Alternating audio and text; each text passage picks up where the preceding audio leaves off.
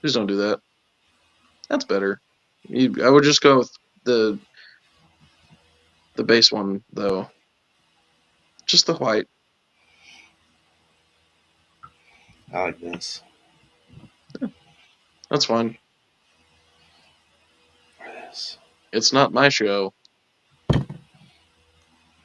Oh, the red actually looks better with the white light next to it. Yeah, that one's good. Yeah. It's Okay. given more like dark side, which is cool.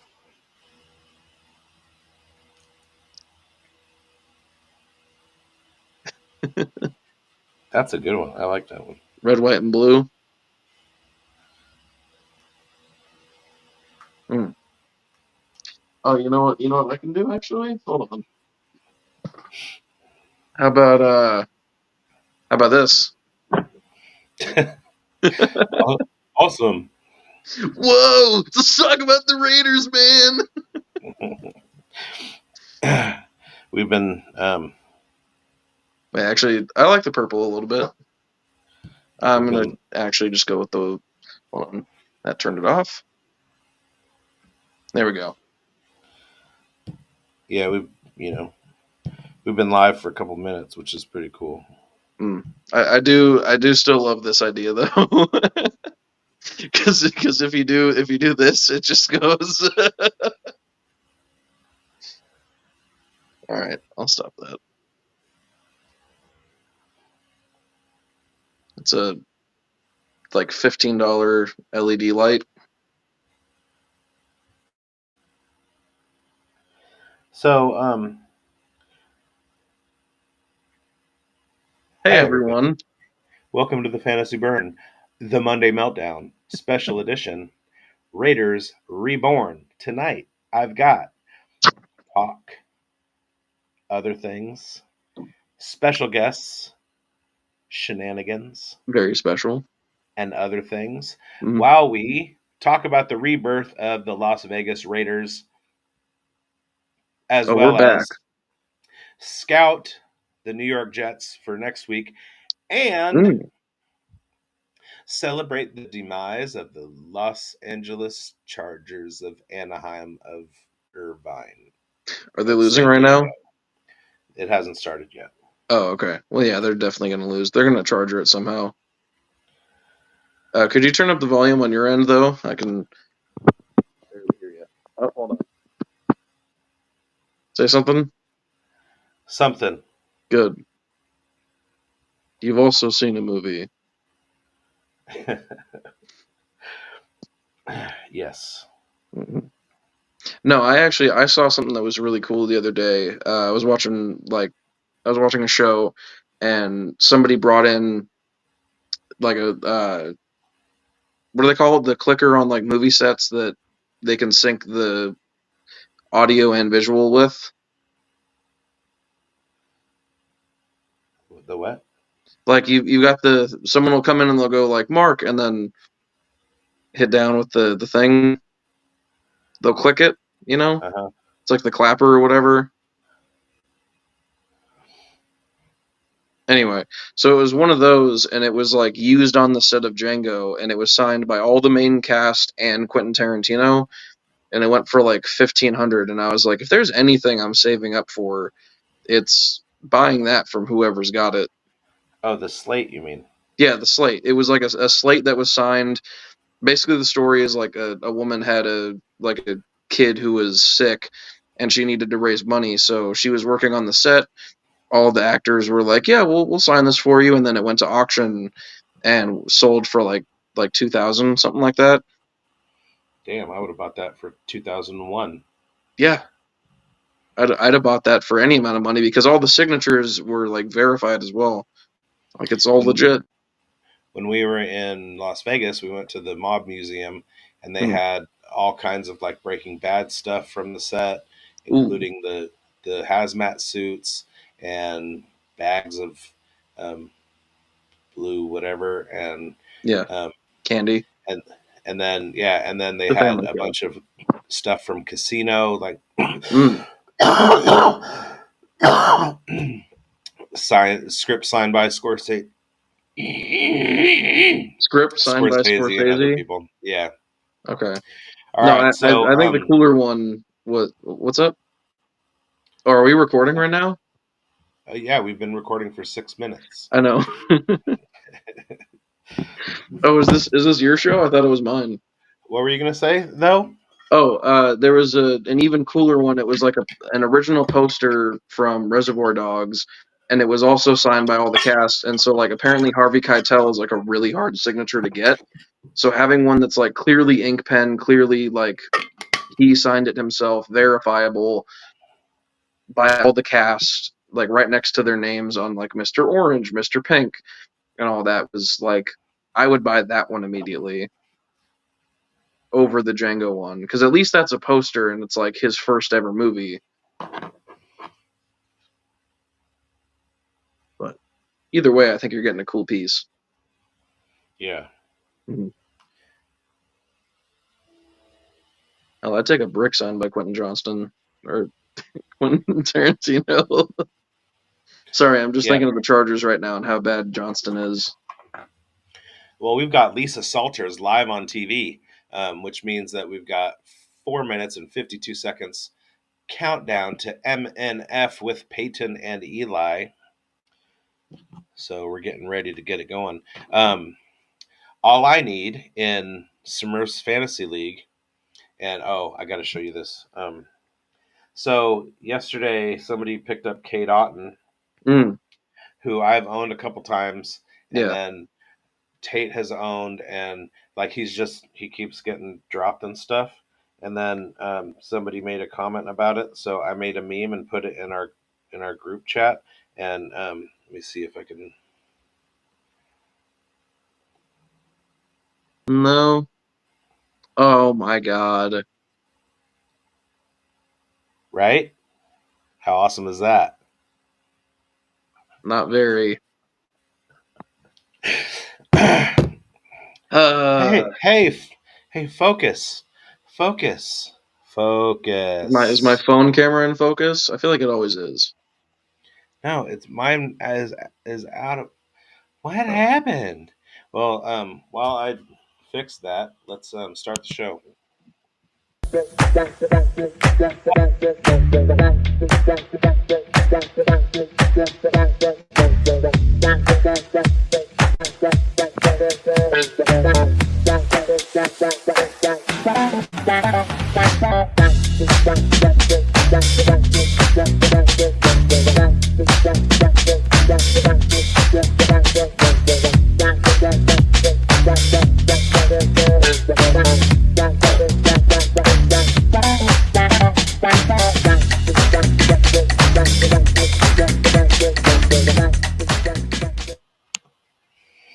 All right.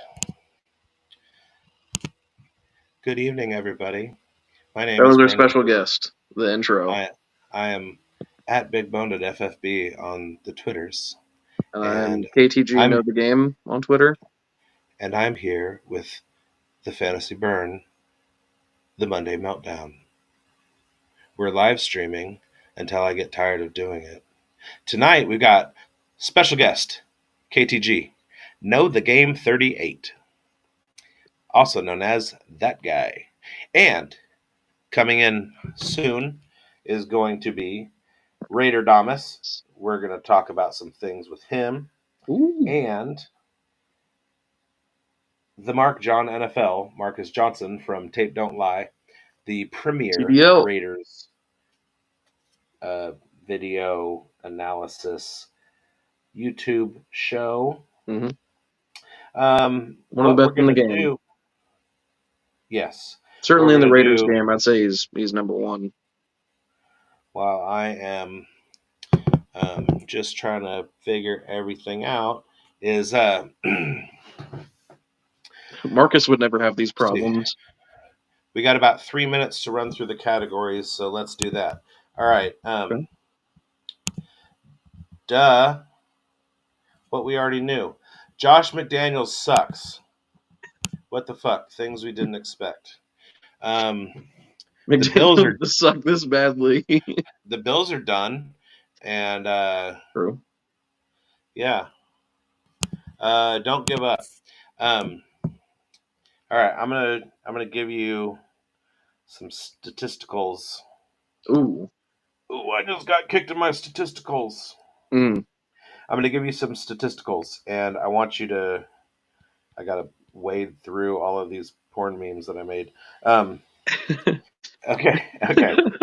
If you clean your statisticals enough, you might actually get a Manscaped I, sponsorship. I'm gonna read a bunch of stats, and I'm gonna give you Team A and Team B. Okay. Okay, All and right. I want you to tell me who won. Okay. Hmm. All right. So Raider Damas is here. What's up, Tyler? We're currently How's it going going? through pretty good. Hello. We're going through the don't give up portion of the show, and I'm making this quick because we're going to get to the other stuff. But I'm giving Team A and Team B stats, and I want you guys to tell me who won this game. Okay. Team A, first downs, 20. Team B, 16.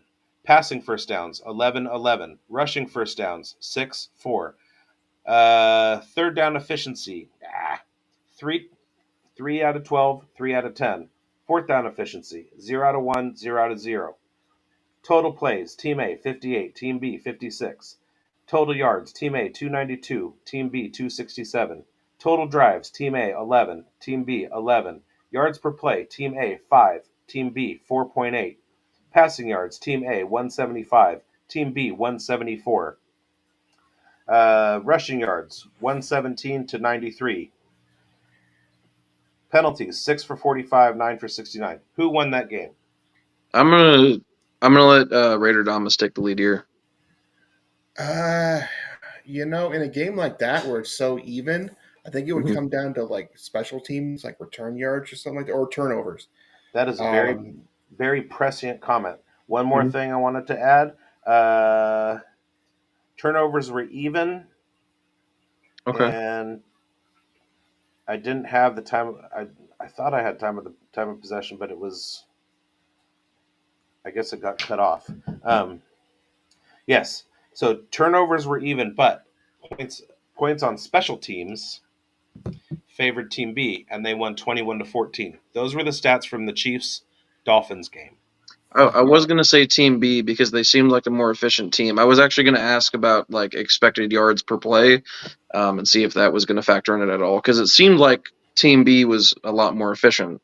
This was just ESPN box score, and Okay. so All um, right. yeah. So for don't give up, Miami didn't get waxed. It wasn't like it was a game that No. was totally out of the norm. Um, it was a very, very even game, and Mhm. yeah, the Chiefs just came out on top because of one special teams touchdown. Yep. All right, and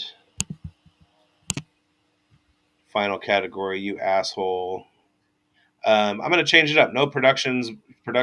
Oh, no, Keaton Mitchell, you Yeah. asshole of the week.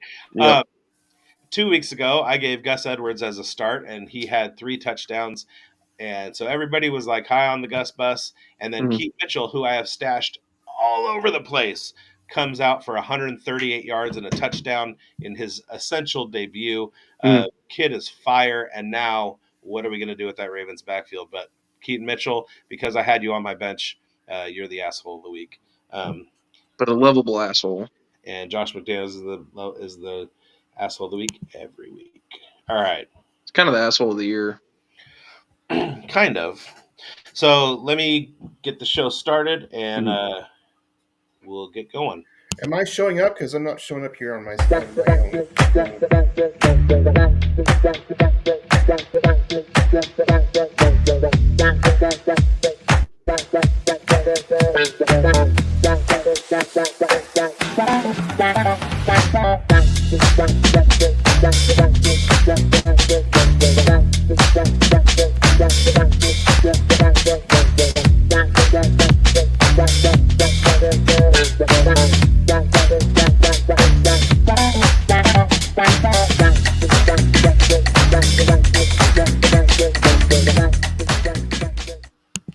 All right, Raider Damas, Tyler Smith is with me. Know the game 38 is with me. I am with me. I'm just going to run through a couple of these things because we're going to address you first, Tyler. All right. Okay. Josh McDaniels is Tom Brady's personal gimp. Um, I see you read my article this week.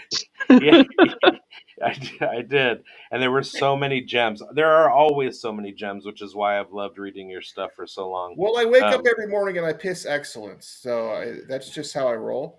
And so everything I do is absolute comedy gold, no exceptions whatsoever. Hopefully, you eat your cereal with the piss that you. I mean, I hope that with advances in modern science, you can live at least 200 a comedy gold life. I'm going to do my best. A pig's heart. Yeah. Something like that. A Yeah. baboon heart, maybe. All right, a group of syphilitic wombats could defeat the Vikings if they were on the verge of winning a championship because it's a fundamental law of the universe that the Vikings are not allowed to win anything important. So, a syphilitic wombat. It's true. It's absolutely true. Anybody who's watched any Vikings game ever or any Viking playoff game knows that is an absolute fact. And I God feel. himself will intervene if the Vikings are on the cusp of winning a championship. It cannot happen. The world will explode. This is the gold right here. When you ask a Giants fan if Daniel Jones is good, they may say yes, no, or I don't know. Daniel Jones is Schrodinger's quarterback. He's a good player until he's observed. Until he's observed. Dude. Brian Dable. Okay, now we get to the speed round. Brian Dable looks like every conservative guy's Twitter photo. He looks like a child's drawing of a snowman, 3 perfect circles on top of each other. Brian Dable has not seen his feet since 2004 and looks like Taz ate the Big Show. Brian Dable is too large to shop at the big and tall store. He shops at Damn. When Brian Dable walks past you, dust falls from the ceiling. He has the same number of necks as he has division titles, 0. His blood type is marinara. Once after an evening of love, Dable's wife rolled off him twice and was still on top. Oh man. All right. So you had 24-19. You were anticipating a Raiders win. I was on my Dynasty Pros weekend warm up. I anticipated a Raiders win. What I attributed it to was new coach motivation, and I'm gonna have some other things later on to talk about why that's not necessarily the case. It's gonna see a lot next week in New York because we're gonna be off the high and we're gonna see what it really comes down to. But what are your thoughts of the weekend, Tyler, and what the great beyond had covering your eyes? Well, the weekend began with a great deal of optimism on my part, just because Josh McDaniels was gone. And if you've been reading my work, that I have been calling for his head for quite some time. All of this year, much of last year, pretty much ever since the Cardinals game last year when they were up really big at half and then blew it. A coach with any degree of competency would not have lost that game. The talent level on the Raiders is pretty high. I have watched a lot of Raiders teams in my entire life. I'm almost 40 years old, and I've seen a lot of Raiders teams. A lot of Raiders teams which have considerably less talent than this one does, but who have won more games than this group has. And that invariably comes down to coaching. Josh McDaniels was never a good fit here. He was never a Raider. He was never a guy who respected the culture that the Raiders have concocted since the 1960s. He was never a guy who took the idea of being a Raider as something to be valued. But the fan base does, and the players do, and ownership does. It's only McDaniels who didn't. And that's what made him a very poor fit. And that's what made so I went into this weekend thinking, Antonio Pierce to play up to where they should be playing, commensurate to their talent level, and commensurate to how good this team can be. then they're going to beat the doors off the Giants and probably a lot of the teams that they play the rest of this year. And that's more or less exactly what happened. Now, we can say, oh, well, the Giants lost their starting quarterback. Well, yeah, they haven't had it most of the year. And even if Daniel Jones had played, I don't think the score would have been all that different. I mean, he had almost an entire half of Daniel Jones playing, and the Giants didn't do jack fucking shit. So I don't think it would have been a whole lot different. And I think we're going to see something very similar against the Jets next week as well. I'm pretty sure that the score would have been close to your prognostication. It would have been 30-19. The entire game. Now, perhaps that was a bad idea considering Daniel Jones's history, but we can't go predicting injuries. Right. No, I totally get it. I'm not saying you were wrong. I'm saying you were more right than what was probable. We just had a fucking punt return for touchdown by Darius Davis, and now Zach Wilson is playing from behind. So that didn't start so great. I need Breece Hall to have a huge game, and also Quincy Williams, the linebacker from New York. I need some points from him just so I can beat Smurf. And then in a fishbowl, I need Quentin Johnston and Breece to both go off so I can beat that league median and get in the playoffs. But anyway, okay. So we saw a lot of good things from the defense. We saw 8 sacks. We saw 3 interceptions. 2 interceptions. 2 interceptions. 2 interceptions. And a forced fumble that was recovered by the Giants. Right. Amik was what a monster Amik is. And a Marcus Peters should have been interception if he had any hands. Right. Isn't that the one that went to Hobbs? No, that was a different one that was earlier in the game. Okay. Yeah, that was at the first drive, and Daniel Jones just sort of threw one toward the sidelines, and Peters jumped up but couldn't bring it down. Oh, right. Yeah. The one that he caught and then dropped. That he caught and then didn't caught it. Yeah. And he had the outside leverage on the receiver and didn't come up with the catch. He was doing his best Giants receiver impression, honestly. Yeah, stone hands, but that's why he's not a wide receiver, I guess. And then we saw Aiden O'Connell come out. When we get Marcus on here, he's going to break down some of the offensive line play and the Aiden O'Connell play. But rookie quarterback thrust into the starting role again after the full regime change. One of the things I saw Max on the Pat McAfee show today, and he was saying that from the day that AOC got into the building, he carries himself like a veteran. He's unflappable. He doesn't get nervous. He doesn't get shaken by anything. He sits there and he takes ribbing from everybody, and it doesn't affect him. The expression on his face doesn't change. That's the kind of composure that you want out of a quarterback going forward. Right. And if I can just interject here, I think a big thing that I noticed from watching game 1 that he started versus game 2 was obviously the play calling. You know, I was much more confident that he was going to be able to lead a team that knew what the fuck it was doing, but it was very simple compared to what McDaniels was trying to do. And, you know, when Raider Damas was trying to, you know, when he was breaking down what really happened going from last week into this one, I think a lot of what happened was that football became simple again. Like, you have a simple team that knows how to beat you in a simple way by just playing fucking football, and that's always been the identity. We don't get too cute with it. We don't get tricky with it. The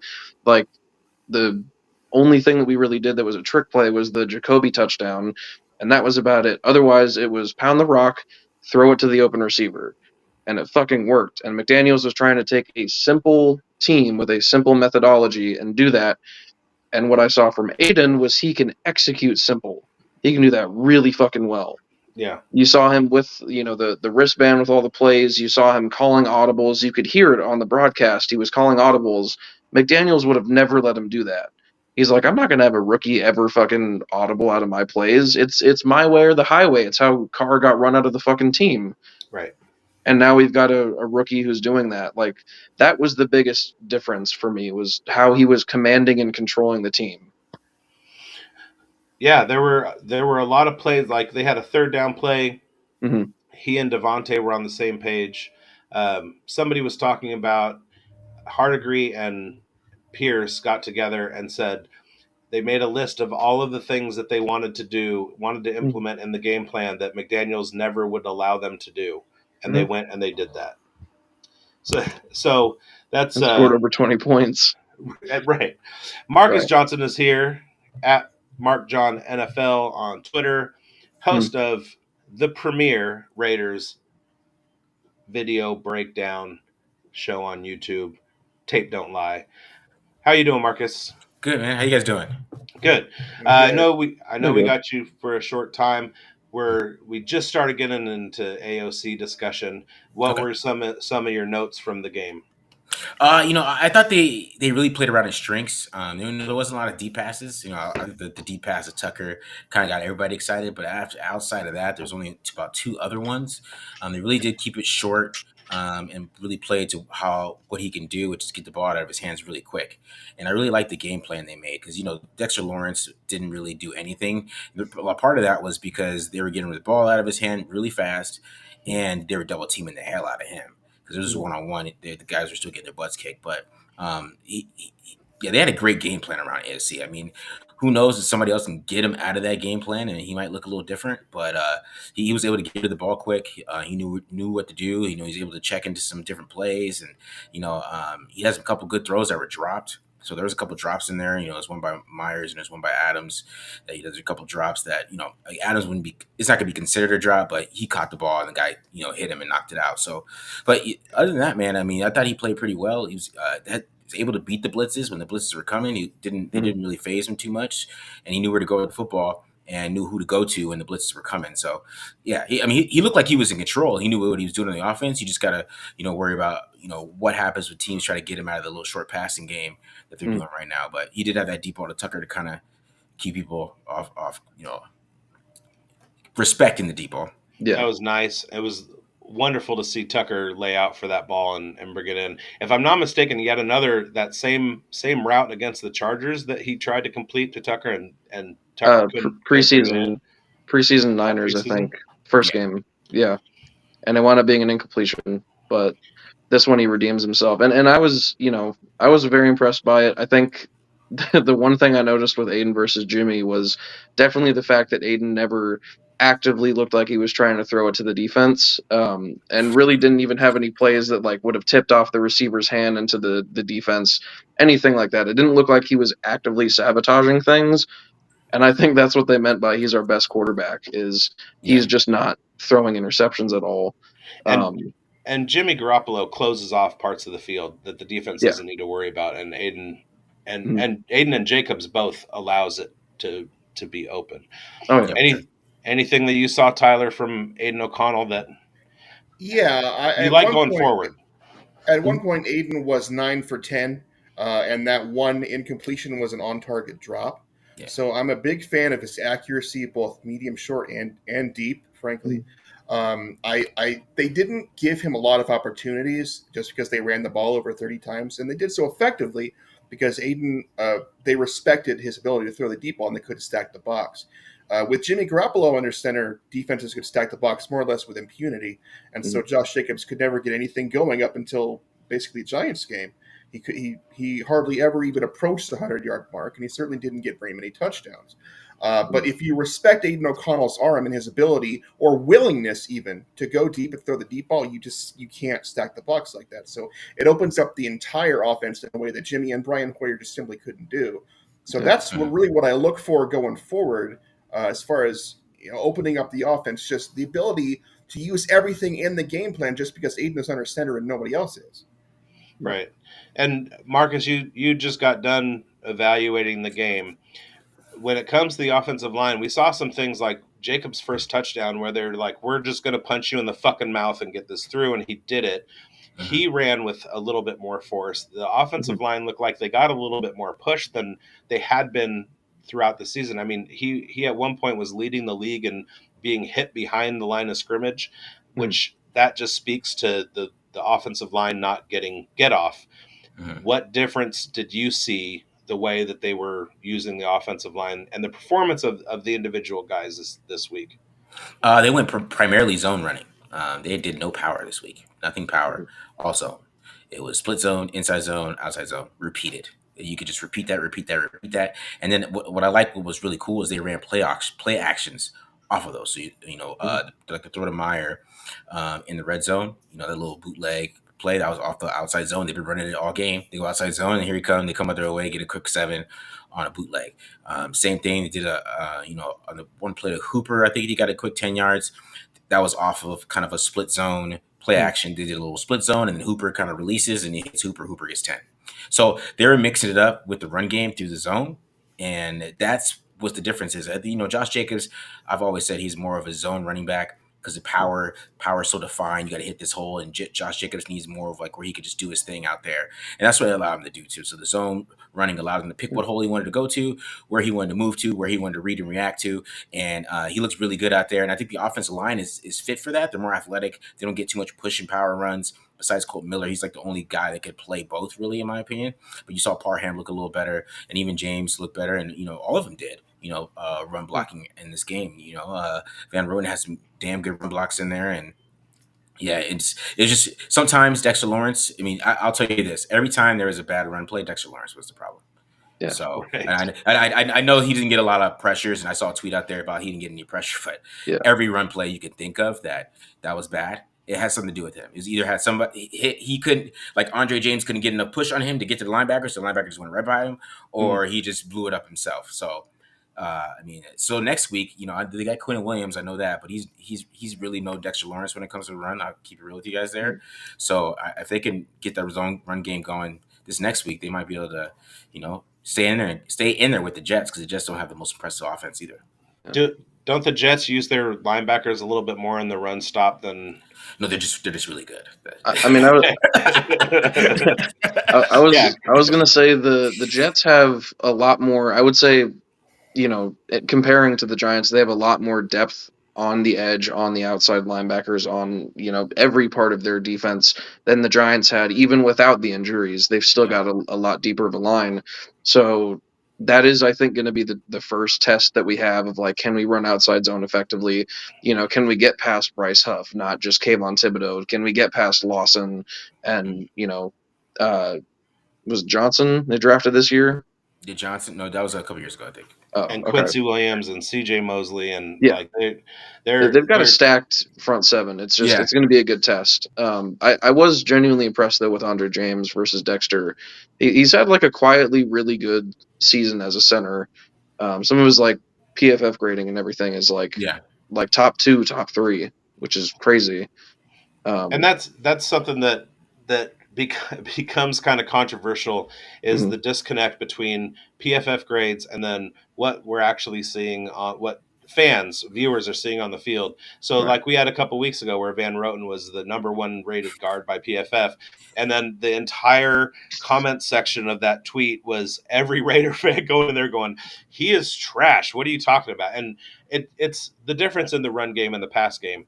So if we have a zone run oriented line that doesn't protect against the pass very well, the key is quick plays where guys are open real quick. And who's better at that than Jacoby Myers, who's a career slot receiver? We got Hunter Renfrow, who is one of the best short route runners we've ever seen. Devontae Adams can break ankles in the medium game. Then you get trade deep if Aiden has time. Those all seem so common sense and exactly what we weren't doing, playing Myers on the outside, sitting Renfrow and making him disappear. And you saw, we went to him 2 plays in a row and he did Renfrow things. Why couldn't McDaniels get those things that we all knew innately were going to make the Raiders better? Why couldn't he just see, this is how you need to run the team? Get these things I think it was the ego. Just simplifying it straight up, he was like, it's not my way, it's not what I want to do, it's not what I think, and that's what I was talking about earlier with like just simplifying things. That's how we won today. That's how we won for not the last couple of decades, but that's how we won in those early 80s, is because we played simple football. We were stronger than you, tougher, taller. Like there's just no comparison. Ted Hendricks and like Howie Long are some bad motherfuckers out there. we're just going to run the ball down your throat. You're not going to be able to do anything about it. And even like the Antonio Pierce quote where he's like, remember the Michael Irvin and Emmitt Smith, Cowboys back in the day? You knew that it was going to either Irving or Smith. You just couldn't do anything to stop it. Just simplifying the fucking game, not trying to have like Tucker run too many, cutesy plays and all that stuff. Just simplifying it. Right. And that was big. So I think the mark of a good coach is one that adapts his scheme to the talent that he has. Mm-hmm. And McDaniels never did that. He tried to put round pegs into square holes all day long, and it never worked. Yeah, because even the square pegs he brought in. Yeah, and he brought in Patriots players here who just didn't fit in with the culture and didn't fit in with what it means to be a Raider, because they're just not, and it never worked here. They're like polar opposites. Yeah, and absolutely. Playing Myers on the outside when he's been a slot receiver for his career is putting a square peg in a round hole. And Tyler, you and I have talked about that in podcasts together, and I've talked about it like ad nauseum. I've written about it. It's like that's how you manage is you adapt what you're doing to who you have on your team. Mm-hmm. So there's some things that I want to get to that are what's going to happen moving forward. Mm-hmm. The two big things are personnel and coaching. We have to see at 4-5 right now. There's 8 games left. We have to see where we're at the end of the season. We're gonna be too good for a top 5 draft pick. It looks like we have a couple of speed bumps, but there are some games that we wouldn't have been able to win 3 weeks ago that now look like they're opening up as wins on the schedule. Mm-hmm. Tyler, what do you want to see? Would you rather see like a playoff run, or would you rather see kind of like we got draft picks we got to think about? Well, I've always been of the mindset from a practical standpoint that you either want to make the playoffs or you want to tank, because you can do that Jeff Fisher 7-9 bullshit all day long, and it's not going to get you anywhere unless you sign premier free agents. And if if you're going to do that, you better have good draft picks to go along with them. So I don't think that matters either. I would really like to see the Raiders get to 9 games and sneak into the playoffs and see what you can do at that point. I think they either go 8-9 or 9-8, and I would prefer 9-8 because they're not going to be a top 5, as you said, and they're certainly probably not going to be in the bottom 10 either of the draft. So I would prefer them to get in the playoffs than not. Okay, Marcus. I mean, me personally, I would rather see them get in the playoffs, but I don't know if they're going to get there. I think like 8 or 9 wins. I mean, that's going to be tough. I just looking at the schedule and some of the teams that they play, the defense is going to have to play really well in some of those games, and they're going to have to keep in it. And then I think Aiden O'Connell is going to have to play extremely well. So if he starts to play extremely well and if they win 9 games, he's the starter next year, like, right? Right. And when you make the playoffs, when you say he's a starter, so like I don't know what to. I mean, at that point, like we're not drafting somebody. But when you say play well, in comparison to yesterday, what is well? Is it keep that consistent or play even better than that? There has to be a game where he just like is the man. Where like Jacobs can't run the ball, they're struggling, and then Aiden just goes off. Yeah. Like we have to see like at least like 2 games like that. Where we feel comfortable if they keep losing. Like if they keep losing, but if he makes the playoffs, I mean that's out of the question. We're not even talking about drafting somebody. He's getting another year. He's getting another 2, right? If that happens, even with the new coach, they're going to try to build a system around him and make those things happen. But if in my opinion, I'd rather make the playoffs. But I still think if they get to like pick 13 or 14. I think they have the players on this football team that they could give up some draft picks the next couple of years and move up somewhere. Like move up to 6, move up to 7. Some of these guys. I mean, a lot of the times, especially with this draft, we're not talking about the other players at all. I really feel like that's not happening. And I still think there's going to be some defensive players and some offensive linemen that are really good that end up going top 5 and mixing in with some of these teams that the Raiders, if they're at 14 or 15, they can get up to 9, they can get up to 8, and then get somebody that falls a little bit, right? And we don't know how the NFL feels about some of these guys, but if they end up with somebody like JJ McCarthy or something like that, I mean, it might be something that the Raiders have to do. But I mean, I think there's going to be a chance for them to move up. Because you especially if Tyree Wilson and Michael Mayer and all those guys get better, then you could feel good about how young the team is already, and maybe you could take a chance. But that's just me. In my opinion. When I was watching TDL, last night, I kept screaming in my head at the TV, KJ Jefferson, KJ Jefferson. Oh, he's so Jalen Hurts. It actually hurts. Because I think he's going to be so good for a 3rd-round pick. My team building philosophy is start with the lines. If you have a mid top 10 pick, you pick an offensive lineman. I know some people like KTG are saying take a quarterback.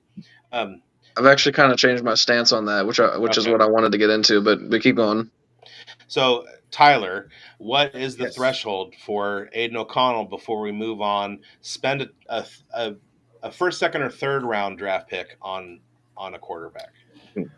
The threshold, I think, is a continued improvement, a continued mastery of what the offensive coordinator is trying to accomplish, which I think he more or less showed yesterday. I don't think Aiden O'Connell made any, mistakes. He didn't throw any real bad passes. He didn't do anything stupid. Yeah. He didn't throw the ball to the other team. He didn't fumble it like he did against the Chargers. He looked like a guy who knew what the fuck he was doing. Yeah. And there were no throws that had you going like, oh shit, oh we're good, all right. Whew. Yeah, and he threw an absolute dime to Trey Tucker. I mean, if it had been perhaps a little bit less far out there, like he could have caught it in stride and ran for a touchdown. But I think if Tucker catches that for a touchdown and the Jacoby Myers run was a pass instead, we wouldn't be having this discussion because he would have thrown for two touchdowns yesterday. We wouldn't be questioning him like we are at the Raiders committed to running. The thing about this draft is it's really weird because the best player in this draft is Marvin Harrison Jr., and he's going to go third overall most likely. You don't see a lot of drafts where the best player is not going to go in the top 2, but I mean, I think it's Caleb and Drake May that are going to go 1 and 2, and then once you get past those, you get to the actual draft, and so what that tells me is somebody really, really good is going to fall out of the top 10, and I think the Raiders can make a move and get somebody really, really good. As long as they don't have a high evaluation on Tyree Wilson again. And I think the direction that I would like to see it in, really, when I was talking to you about like where I think draft position should be and that we should go with a 1st-round quarterback, I think it was more or less just like having some doubts because we have seen him in 2 games now. We have seen him, late in the 4th quarter against the Bears, whole game against the Chargers. Wasn't that like nice of a performance either one, although the Bears was better. But the way that I see it now is if you've seen now the floor of Aiden, I want to see more of the upside. I want to see him like really elevate his game to hit more of those deep throws, to really like start throwing multiple touchdowns, not just be the Tua point guard that Tua is in Miami. Like start making some throws that like are highlight reel type things if we're going to move forward with him.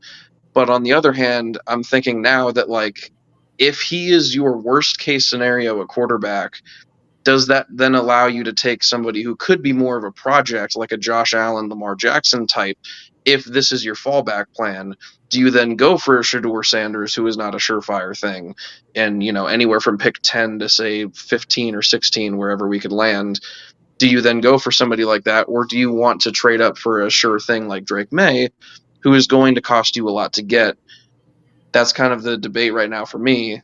Well, I'm now starting. Yeah, I think the move off of trying to target a top 10 quarterback was 3 weeks ago. That was 2 weeks ago. But seeing what Aiden did yesterday, it reinforces what I was thinking was let's build around him. So Tyler, you're a foot man. What did you think of Aiden's feet yesterday? His footwork is always impeccable.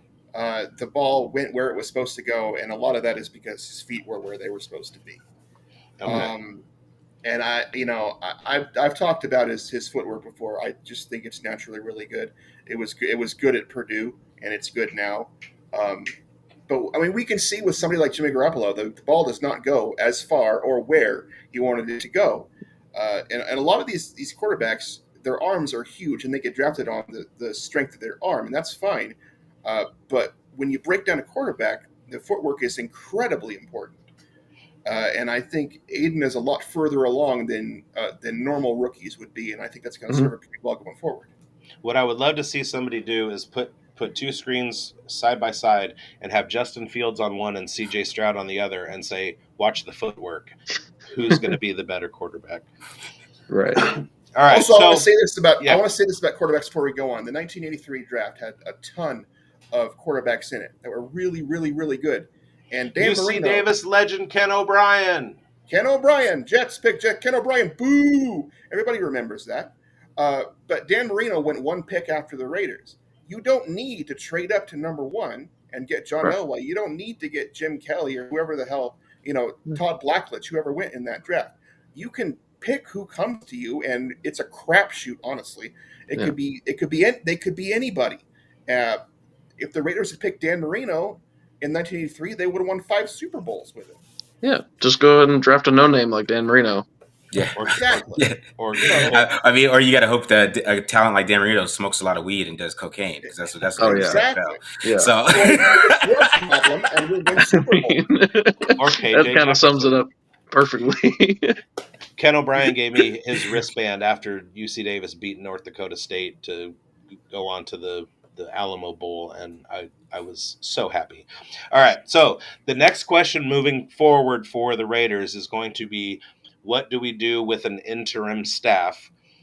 Obviously, Anthony Pierce came out yesterday and fired the team up and showed he could be a leader of men, showed that he's a forward-thinking dude, showed that he knows the game plan and how to win in the NFL, much to the chagrin of Josh McDaniels and people who want to talk about Patriots losing in the Super Bowl.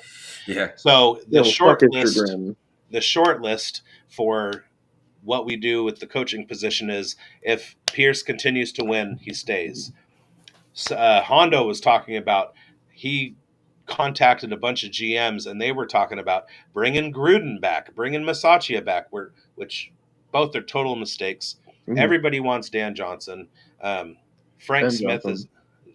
Johnson. Everybody wants Ben Johnson. Frank Smith is another guy who's thrown out there because he knows the Raiders.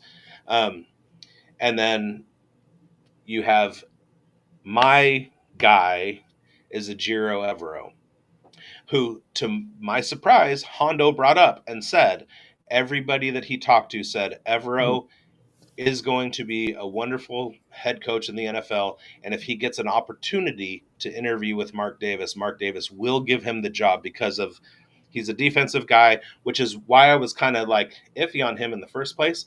But then he has this football brain that is off the charts and is perfect for a head coach with both an offensive and defensive mind. So we'll start with Marcus, and then we'll go to Tyler, and then we'll go to KTG. What are you looking for from the coaching staff? I mean, with this coaching staff, it's going to be interesting to see how this goes. I mean, if they do pretty well, I think Antonio Pierce is going to have a shot at this job. I mean, even if they finish 7-10 or anything like that, I think he's going to have a big shot at taking this job, just because I think he has a lot what Mark Davis is looking for, which is a leader and somebody that loves the Raiders. I think we're going to get to that point where that might play a factor in that, and I might not like that too much at the end of the day, but I think that might play a factor for Mark, and I think Mark's going to give Antonio Pierce every single chance besides that. I'm a big Dan Quinn guy, so I think Dan Quinn picks up great offensive coordinators. So if they went that way, that's somebody that I like, and I feel like we have a bunch of Gus Bradley guys already here, and Gus Bradley drafted some of these guys, and they were designed for his system, and I think Dan Quinn runs a similar look and similar system, and it'll be a pretty easy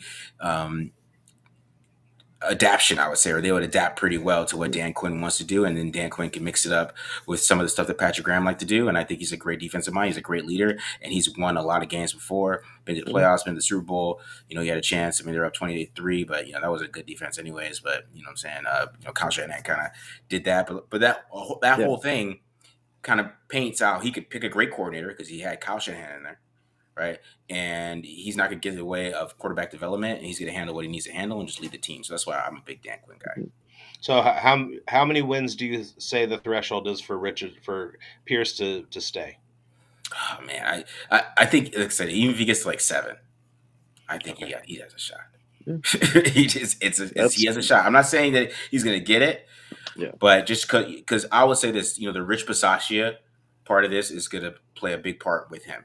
I was going to say that. Do you think that Mark Davis is gun shy from having all of the players who supported Bisaccia go to him and say, hey, make Rich our head coach? Which my theory is that if he had done that, it would have been Derek Carr going out on the field and being the head coach only out on the field because Bisaccia was standing there going, go ahead, Derek, win this game. And that's what he was doing. So just held a clipboard and tried not to look stupid. So you have a similar situation where all of the players go to Davis and they're like, get rid of McDaniels. And then we want Pierce, even though there were other internal candidates that they were considering. So he goes with Pierce, and then they come out and they absolutely lay the wood on the Giants. So you think that is going to be a factor could be a factor in Mark's decision, is that I'm gun shy. I don't want to make that mistake again. If the players say that they're going to rally around this guy and they want him to stay. So what happens if they don't win another game and the players still go and say, hey, Pierce is still the guy? No way. No. Okay. How about you, Tyler? Yeah. I there's two guys on this coaching staff I believe in. And if you listen to Antonio Pierce talk, I don't see how you can't want to run through a wall for this man. I mean, I am disabled, and I would still suit up and play for the Raiders for Antonio Pierce right now. I believe in Pierce, and I believe in Patrick Graham, and I think those two guys stay. Patty G. I think they stay. I think they stay if they get to 8 wins, or perhaps even 7, as Marcus said. By the way, Marcus, I'm a big fan of Tape Don't Lie. I watch it every week. So Thanks, you're doing, you're awesome. Man, I want to say that the whole fucking time that we've been on here. Appreciate it, guys. It's absolutely fantastic. But yeah, I think 7 or 8 wins. If the team looks competitive, even against the teams that they're supposed to lose to, because McDaniels had a really bad habit of losing to teams he should have beat easily. And we've already passed 3 or 4 easily winnable games that would have put us in a very different position than we are right now, just because of McDaniels' incompetence. If Pierce and the Raiders win the games they're supposed to win, like Vikings, Colts, Broncos, even if they don't win the games they're supposed to lose, I think Pierce gets a shot again next year. And again, Hondo made the point that even Patrick Graham was limited in what he was allowed to do by Josh McDaniels. And it's like, okay, you have a defensive coordinator. Let him coordinate, right? Like, if he wants to implement part of the game plan on defense, let him cook. And McDaniels wouldn't even do that. He restricted Pat Graham. And the defense played so good yesterday. And I just kept thinking, this is Patrick Graham. This is where the places he wants to put people. These are the rotations that he wanted to use. These are the things that he wanted to implement. And the Giants were a seagull with a broken wing, but they still held him to 6 points. They still held him to 1 touchdown. And that was, we knew that Saquon was going to get his, and we also knew that even if Daniel Jones was in the game, he wasn't going to be completing to any receivers. Paris Campbell had a good game, but only because he was returning kicks. Wan'Dale Robinson was an afterthought. Bellinger was no Darren Waller. They got shut down. And the Raiders, when was the last time the Raiders had 2 interceptions in a game? It only happens like maybe once or twice a season, and it happened again. 8 sacks, and yes, Max got a couple of ticky-tack little put my hand on you sacks, but they still count. And that this is rhetorical at this point, but I was thinking about it today and I wanted to say it now, but I think Max Crosby is the best defensive player that the Raiders organization has ever had. Okay. That was something I wanted to get into again a little later, was like, I've got the stats, I've got the fucking, like, the graphics, everything. I've got why he deserves it right this second. But what were you saying? To that end, I'm a defense first guy. I look at linebackers first. I look at the defensive line. Then I go to the defensive backfield. And then I start looking at offensive players. My favorite players, 52, 90. Like, my favorite players have always been on the defense because I played linebacker. I got the Marshawn. So now. That's what I focus on. I grew up watching Howie Long. I grew up watching the early 80s Raiders.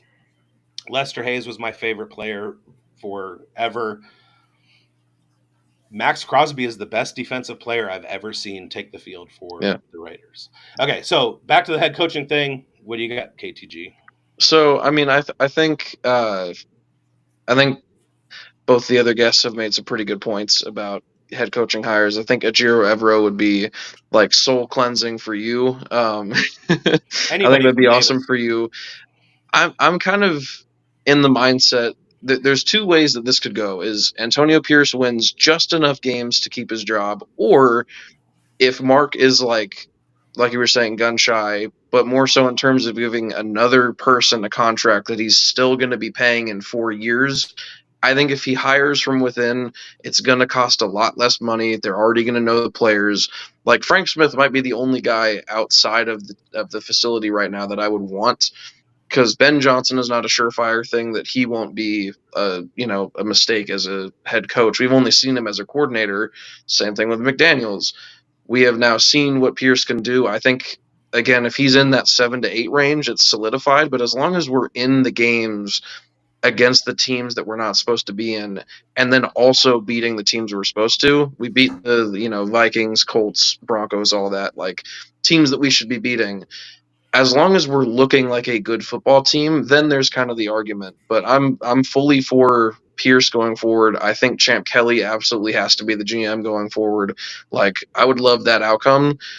But if it's got to be Frank Smith, if it's got to be Ben Johnson, I'm also not complaining with that. Could you guys imagine if Champ Kelly? All right, guys. Sorry, I gotta get out of here, guys. So no problem. Appreciate you guys having me on, though. Yep. Yeah, appreciate you guys enjoying the show too. So I can keep it up. So that's what every I'm episode. Right we don't miss every single one. I always leave a like because I like it, not because I don't like it. All right, exactly. All right, guys. See you. Thank you, Marcus. All right. Sweet. All right. So that guy's cool. I love him so much. Yeah, I love all of them. Holder and BD and whatever. Where is BD Williams? I miss BD. He's on the East Coast somewhere. They threw some shade last night. I don't know what was happening, but heard he might come back though, because McDipshit is gone. I forgot what I was. Oh, maybe that is. Maybe that's what it is. That's what they were talking. No, there was no love lost. So tired of breaking down the garbage. Oh yeah. Okay, so Champ Kelly. Could you imagine if Champ Kelly keeps the job and he actually goes out and starts drafting BPA rather than be an ego guy like Gruden and Josh McDaniels, Dave Ziegler, whatever, and like reaching for picks and going with my guy and all that stuff instead of like, who's there at 4? Take the best guy there. Who's there at 7? Take the what could this team be? He's still mad that we didn't get Jalen Carter? Yeah. Yeah.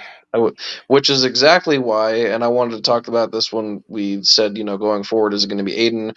My first round pick right now is Jershawn Newton right now. I think he is a fucking monster. I like our defensive tackles, and I'm mad that we let Andrew Billings go. Like, I don't know what it is with these coaching staffs that we've had.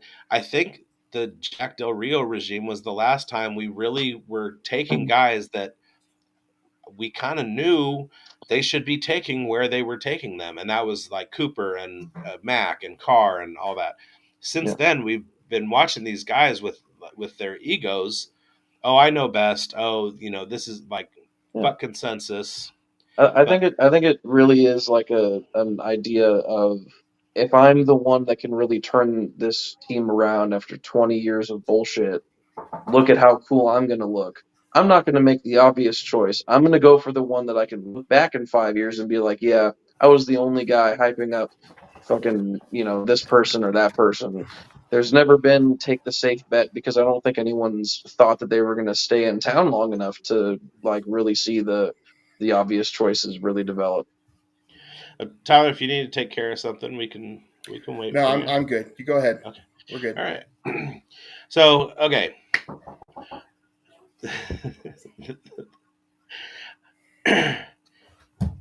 we're scouting the Jets. The Jets are being taken apart right now by the Chargers. Oh, well, Zach Wilson revenge game. What I'm thinking is that this game just leads to more optimism about the Raiders being able to get their fifth win next week and go to 500. Yeah, I mean, I think as weird as it may have sounded if I said this at the start of the year, I think our defense in general, despite not having as many big name players, has performed. Would you guys also say better than the Chargers? Or like around the same level? Like, what do you like if you really had to break it down? What do you think? Because I think they've been better. I think we've had Yeah, honestly a good defense. I think in all of the standard uh, yards per game allowed, I think that we're better, even though our offense hasn't been on the field as much as the Chargers. Like our defense has been on the field more than the Yeah. Chargers defense, and I think that we have played better than they have. Mm-hmm. Okay. I could be wrong because I'm not looking at stats immediately. Yeah, So. I mean, I'm not doing any of that either. I just think like based off of having seen a lot of Chargers games and a lot of Raiders games, all of them actually, like I can definitely say that from the eye test alone, we've had arguably more like big plays, which we've never done before. Our players are, not getting torched as much. At least they didn't last game. But like it really just has been a complete and utter like 180 with the defense. We were like sort of okay last year. The year before that, we were good when we ran zone under Bradley a lot. And now it's really starting to like come into its own. It's a lot of guys that Graham wanted. It's a lot of like, there was a lot of defensive investment that was made this year in terms of like free agents, in terms of getting guys in the draft. We the first round pick, top 10 that was, on this defense now as somewhat of a big piece of it. And if you get situations where you have Merrick blitzing and you That have was young totally guys, Graham. That was you 100% right. Graham. That's what I'm saying. That's And what you I had expected from day one. that was the 2-man rush that got home against Mm-hmm. Carson Wentz in Philly. That was the play that sold me on Patrick Graham. Was he rushed a defensive lineman and a safety. I swear I've seen Adam Butler in coverage. I swear I that that have. that was their entire pass rush, and they Yeah. got home and sacked Wentz. It was genius. So Patrick Graham is cooking. Oh, We yeah. have like the continued growth of guys like Masterson and Kuntz and Diablo, and then you have I forgot his name, that rookie cornerback that looked Jacorian pretty Bennett. good, Jacorian Bennett. He actually had Yeah, a really good game. yeah, He he had like 2 was or 3 pass breakups. It was awesome. all over the place. Yeah. I Him and think Amik, 2 small boys. I think it's the best defense that we've had in a few years. Yeah, and I've been on this pretty much all year now. Is like we actually have a legitimate defense. I know there's going to be some kind of advanced metrics that are like, well, actually, but no, I I don't mean, care. We've let up 30 points twice. The fucking Broncos let up 70. Like they're mid, we got a good defense, and they're I'm they're finally fucking proud of it. they're middle of the pack on most lists of And we were yards allowed, 32nd against whatever. the pass last year, Yeah. so. Yeah, this is definitely the best defense we've had since Kirk Morrison was on one of our defenses. Oh, Kirk Morrison. I don't even know who that is. That's how long ago it must have been. You summer child. Yeah. I'm only 21. I'm sorry. I'm trying my best. Yeah, I think he was from Oakland, and he was like a local kid that was just a fantastic linebacker, and he was a favorite. Yeah, I do want to shore up the defense. I do want like a good deep rotation on the defensive line and stuff like that. I think Robert Spillane is limited, but still like fun to watch play. Like he does big things and then disappears, and then he does big things and then he disappears. And sometimes you need a guy like that if everybody else is like doing their gerbs. And I mean, look, you said he wasn't going to be anything before the season started. You were absolutely not happy about it. I think because we let go of Perryman, but right now, I mean, of course, I love me some Denzel, but again, Spillane has really stepped into that Diablo before his injury was, wearing the green dot. But again, Spillane has absolutely done more than I thought he was going to do already. And Perryman was a downhill run stopping linebacker. Period. He couldn't be Yeah. left in coverage. And I mean, Spillane tries to do both, and he does a little bit better than Perryman. But he is also a very blitz heavy, just run at the fucking running back. I'm a guided missile kind of thing. So they're and the same style of player. and part of the hype on Spillane is the two throws that were thrown right to him that even Marcus Peters could have caught. I don't know Well, about at least that. he caught Peters, them. I mean, how many defenders have we had that haven't caught passes that were thrown directly at them? I mean, the low bar here is low. Right. Yeah. No. I do want to bring up Jalen Smith, who we just signed a few days. Oh yeah, I'm very happy about it. He played a lot, and he was flying all over the field, and God bless him for it, because we have no depth at linebacker whatsoever. Now, I don't think Jalen Smith ever going to get back to where he was at Notre Dame when he was like a top 10 draft pick prospect. But if he stays within Patrick Graham's system and he can do what he's, well suited to do, he'll be really, really good for us, and we need it because we don't have much.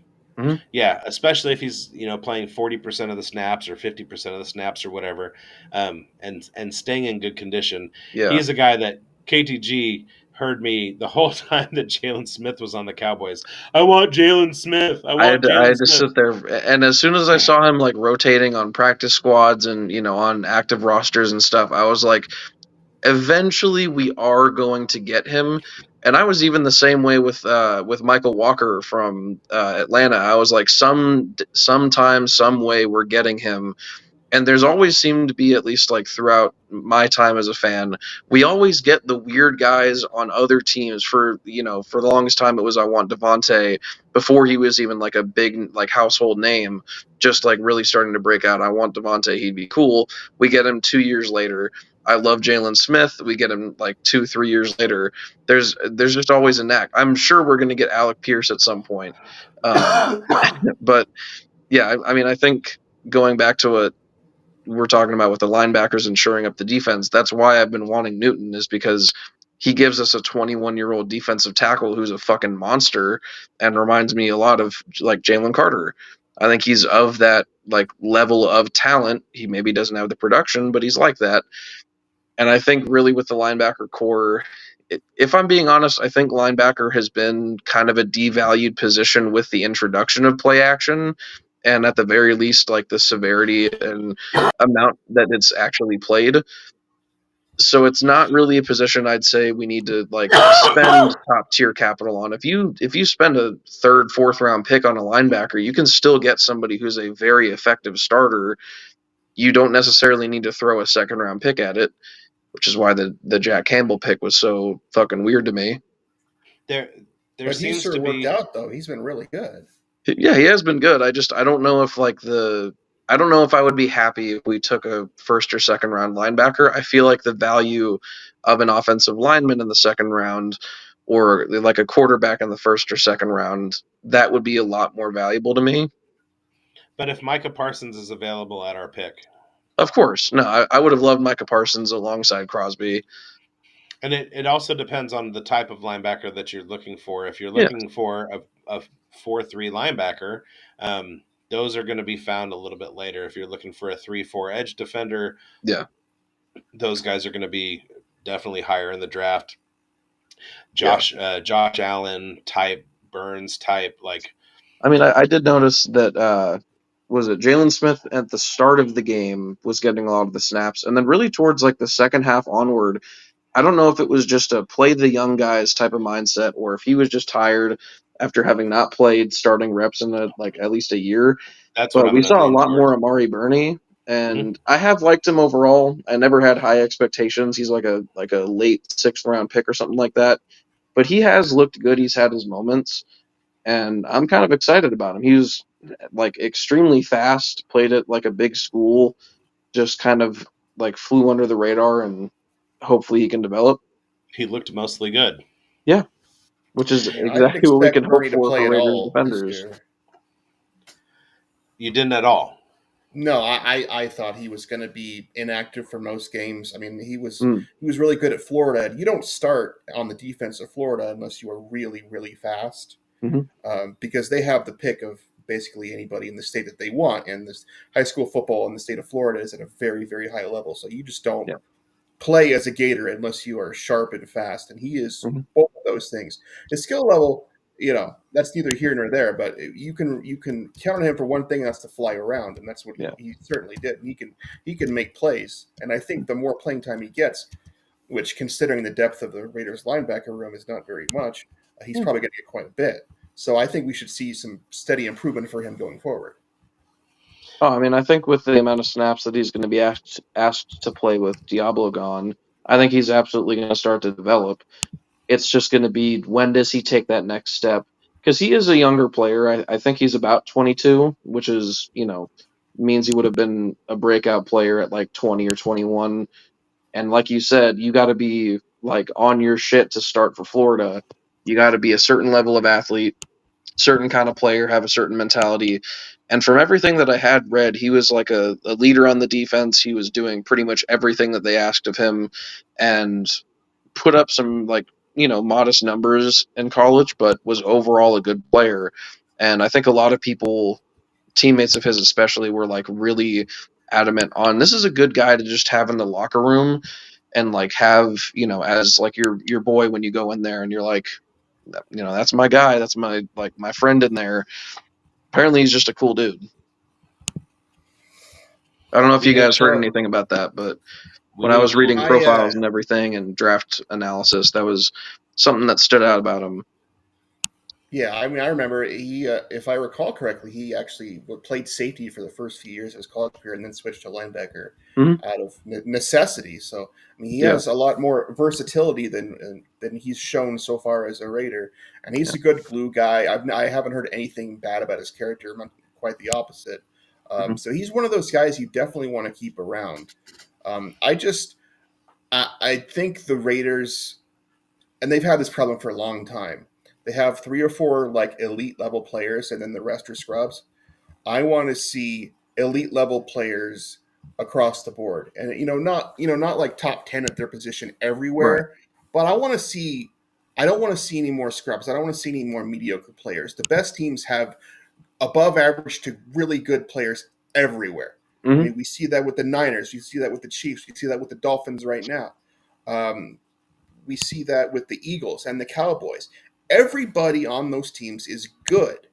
And there's a lot Yeah. of teams you can't say that about. And you haven't been able to say that about the Raiders for the past few years either. And it's Mm-hmm. because they can't fucking draft. So I Yeah. hope I that mean, turns around too. yeah, Yeah. I That definitely agree with that. I think I've been one of the, more adamant defenders of Tyree Wilson.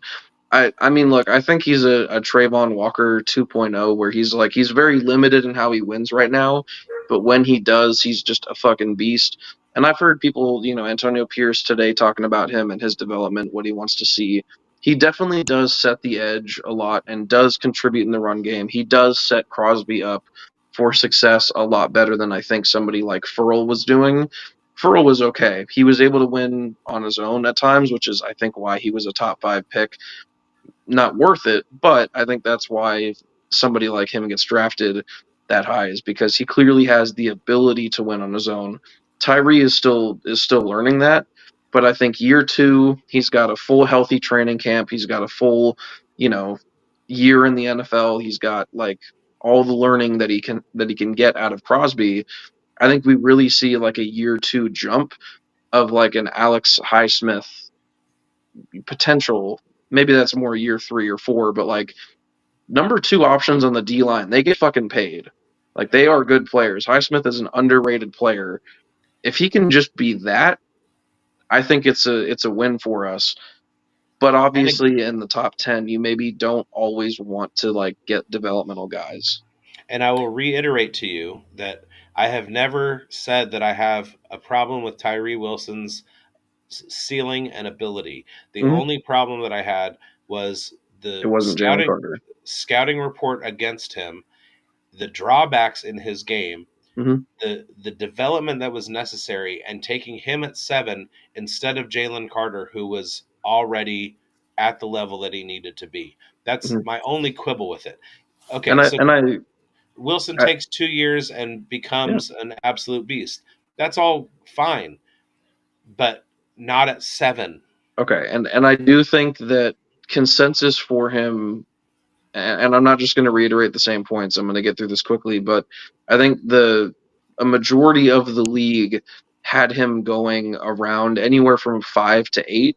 I do definitely think Carter should have been higher. I think he had a lot of like concerns, not even just from the Raiders, but from most teams. Like people tend to forget there's 9 teams total that skipped out on arguably the best player in the draft. Like it's not just us, but obviously when you're, drafting, you don't get Will Anderson, you don't get Jalen Carter, you get Tyree Wilson. That's going to be kind of like they kind of lost that. Again, I think the biggest point that I've been trying to make all year is that Jalen Carter is on the Eagles. He has had to really prove himself to be a starter on that line on a Super Bowl capable, like Super Bowl winning team, caliber winning team. Whereas with Tyree, our Super Bowl window is not yet open. It's not yet like do or die for us. I think our players are young enough, and the good players that we have are young enough to where in 2 to 3 years, if that's when everybody has their breakouts, if that's when like everything comes together, and that's when he's available to be his best self, that's totally fine.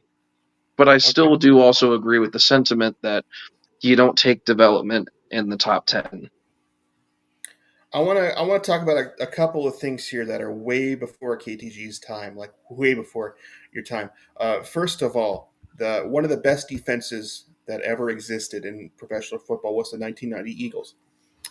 And they had Reggie White, who was the best defensive end in football at the time. Mm-hmm. And one of the reasons Reggie White was so successful is because he had a guy in the middle named Jerome Brown. Jerome Brown was a fantastic defensive tackle who never got the accolades he deserved because Reggie White existed. Mm-hmm. Max Crosby is as good right now as Reggie White was then. But Max Crosby has never played with anybody remotely as good as Jerome Brown was. Right. Max Crosby never played on the other side of Khalil Mack, and he has never played with a defensive tackle with a good goddamn. The other thing I want to point out is that Michael Strahan, when he was drafted by the Giants out of Texas Southern, was garbage. He was crap until he switched sides.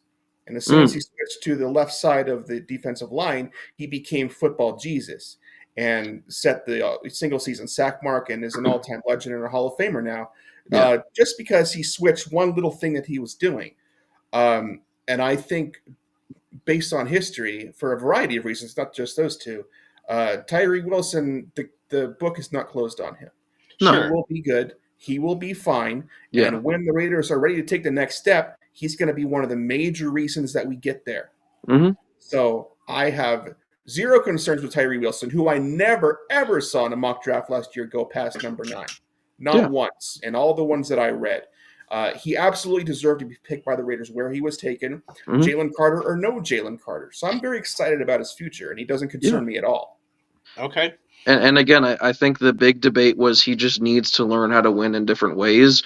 But at the same time, like you saw him against Larry Borum, even though he only had the 1 sack and the forced fumble, even though he only had the 1 and he's on like 1.5 for the season, the way that he is pushing back tight ends, there was a tape don't lie about it as well, but like the way that he's pushing tight ends back, the way that he is like starting to bully other left tackles, that is a viable way to win. There's been like really good defensive players throughout the NFL's history that have had one single move that they just got so good at that you really couldn't stop it. There's what's his name? Dwight, old Colts Freeney. Edge rusher. Dwight Freeney. Yeah, Dwight Freeney. He had basically one move, a couple of moves, but one that was like his specialty, and he got so good at it that you pretty much just didn't have anything. Like you were saying before, Reggie White had, he'd swipe it at your hands, he'd try and like he, had his whole moves and everything, but it wasn't like as deep of a bag. Until you fell over. Yeah, every time he put a hand on you, like you just said. Tyree can do that. Tyree can put his hands on you, and he's shown it in the preseason. He can move a near 400-pound man with just his pure fucking power. He is like sitting in, training camp, tossing aside like the biggest, machines that they've got. He's a strong dude. The second that he learns another move besides bull rush, he's gonna fucking light it up, and especially alongside Crosby. But if he's still just that number 2, if he is the defensive tackle that helped out Reggie White, and he helps get Crosby to Reggie White status, that's valuable as well. I would take that at 7. And I think going back to your point about the latest that you saw was nothing outside of the top 10. The very latest in one singular mock draft that I saw was him at 24, and that was the absolute lowest that I had seen him across maybe the 100 that I had looked at and was forced to look at because of Twitter. When I was researching, it said he has no get off and slow feet, and which Antonio Pierce talked about. He's aware. And I was shaded by my intense desire for Jalen Carter. And when I saw that Jalen Carter was available at 7, I was like, we got him. This is the key piece. We got him. That's exactly what we talked about all offseason, was how we needed a stud in the middle. We needed that guy. And then they said Tyree Wilson, and I was like, but he's the guy that has no get off and slow feet. What are we doing? But it would be nice if we could somehow bring Khalil back and teach and have Tyree refine his bull rush. Yeah, I mean, I think the only other option that I genuinely would have liked, if we were going to go edge rusher in the top 2 rounds, I think the only other one that I would have really been a huge fan of was Tooley out of USC, now plays on the Chargers. That was one pick that they made. I wasn't even high on Quentin Johnston. I wasn't high on anybody else that they drafted, but I was like, Tooley, that's a guy right there. Like, they just drafted a guy who's toolsy. He can win multiple ways. He's got, his downfalls too. He's not very physical, not nearly as strong as like Tyree is. But again, it's like, you want a guy who learns next to Max, and at the time it was Chandler Jones. You want a guy that's going to learn how to just refine the skills he already has. That's Tooley. We're kind of just going to work with Tyree at this point and hope that he can reach it. I think he can. I think as unimpressive as he may be right now, I still think that he's year 2 going to prove a lot of people wrong. And like I've been saying all fucking all show at this point, there's a guy right now who's available in the first round that we might be in the range for. We could even fucking trade down and get more picks for, because I think his projection is like 20 to 25 right now. There's a guy who could be the next like Jalen Carter in terms of how fucking like just aggressive and mean he is. I'm thinking of a guy. I want to see if you have the same name as me. Okay, so well, first off, before I say the name, say the name on the count of 3. I'll count to 3. No, hang on. Oh. I just want to say one interesting thing about him is that of all the interior defensive linemen that have played in college football, at the very least last year, he was the only one who played pretty much every 100% of defensive snaps, and he played 400 snaps out of pretty much 400 that he could have played. Who does that sound like? Who's a guy on our team right now? Max Crosby level. Exactly. Who's a guy that has the effort levels and the fucking just high motor intensity to just be like go, go, go every single play? Me. Sure. Oh, no. Max Crosby. Yes. Okay. Defensive Player of the Year, Max Crosby. 3 years in a row. So it's all right. Do you want to do the on 3 thing? Yeah. I'm gonna count 3 on 3. Both of you guys say your name. Okay. 1, 2, 3. Jashawn Newton. Mason Smith. You guys didn't say the same name. Smith. No. Jermaine Mason. No. Yeah. No, go ahead. Well, I was just going to say Mason Smith. LSU always has a good defense. They have a good defense now. And they always start from the inside out. They always have good skill players, but it's the defensive line that they always pay attention to. Mason Smith is huge. He's energetic. He has a high motor.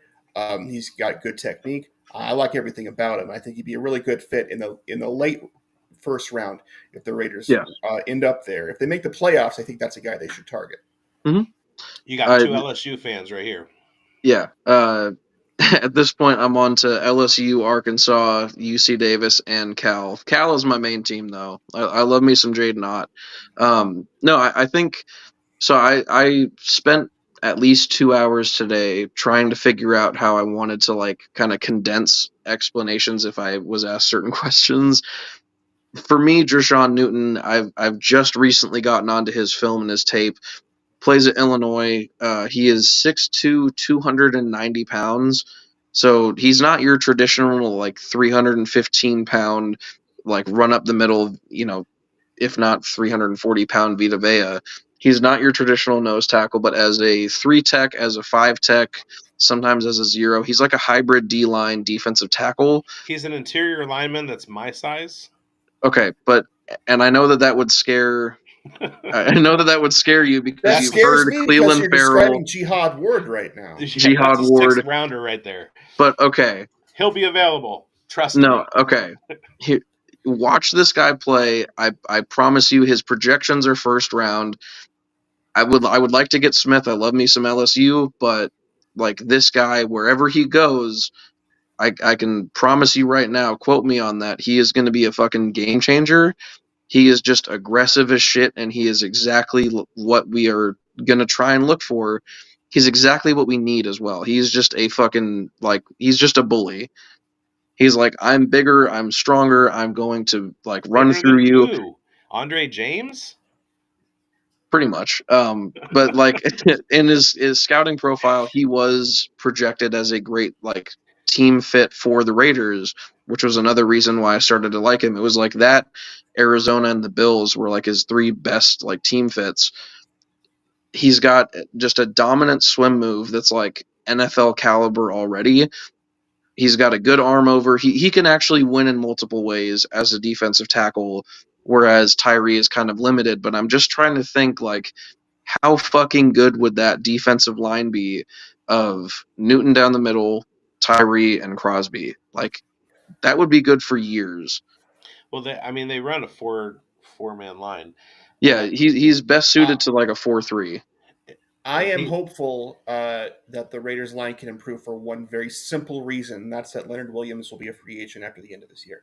And I think the Raiders should have taken him in the first place in his draft class. And I think he's I had the same. That was my same thing. And I think he's an absolute no-brainer to sign as a free agent. I will say. I don't think for the second-round pick, though, for me at least. That draft for me was a swing and also a miss because Cooper was awesome, but I was like, why are we taking Cooper? Yeah. And then the next guy, who was? That was not Aldon Smith, no.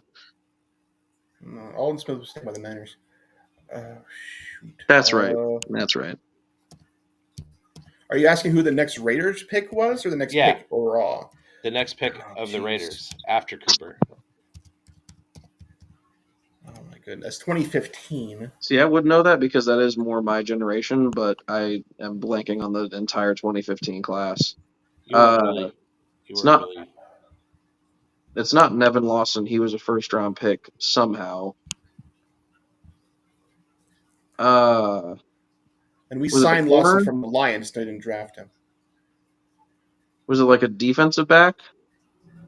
No, it was Mario Edwards Jr. Oh.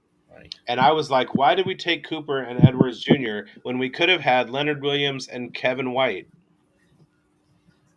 Well, That would have been worse. You have to enlighten me on that second one.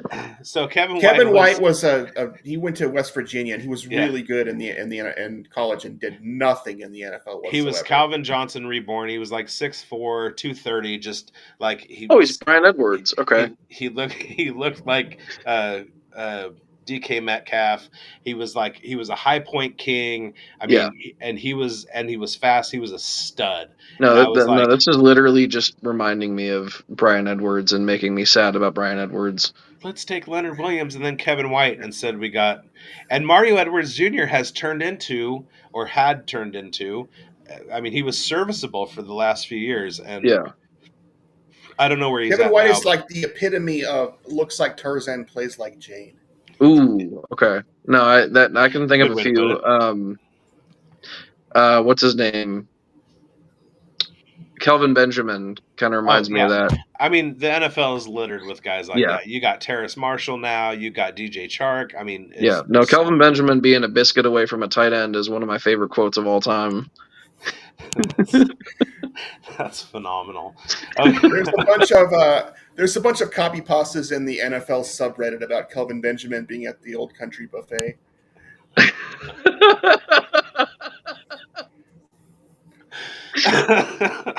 So you got like Eddie Lacy and Kelvin Benjamin. Don't take them to a buffet; they might run you out of business. Anytime you use the word biscuit, I'm in. And I would roast them both, but they would eat it. Damn. His wife rolled over twice, and she's still on top. All right. You forgot the last one I wrote about Dayball, though. You didn't read the last one. What was the last one? It was that his ultimate ambition is to get rid of Daredevil and Spider-Man and rule the New York Underground.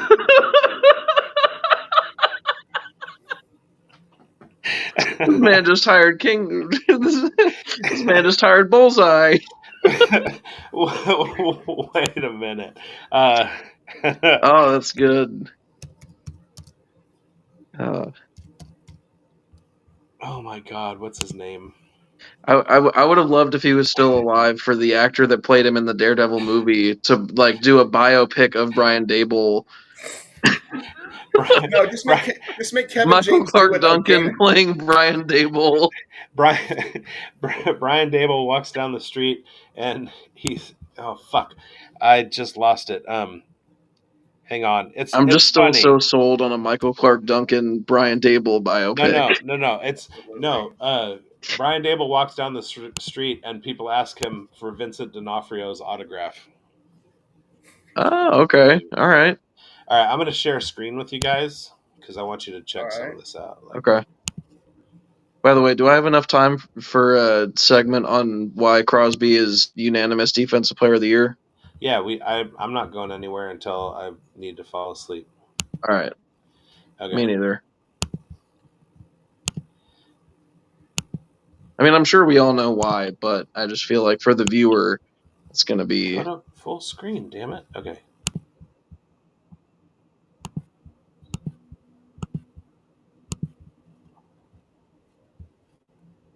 Watch this play. KJ Jefferson. No, I know the play you're going to show.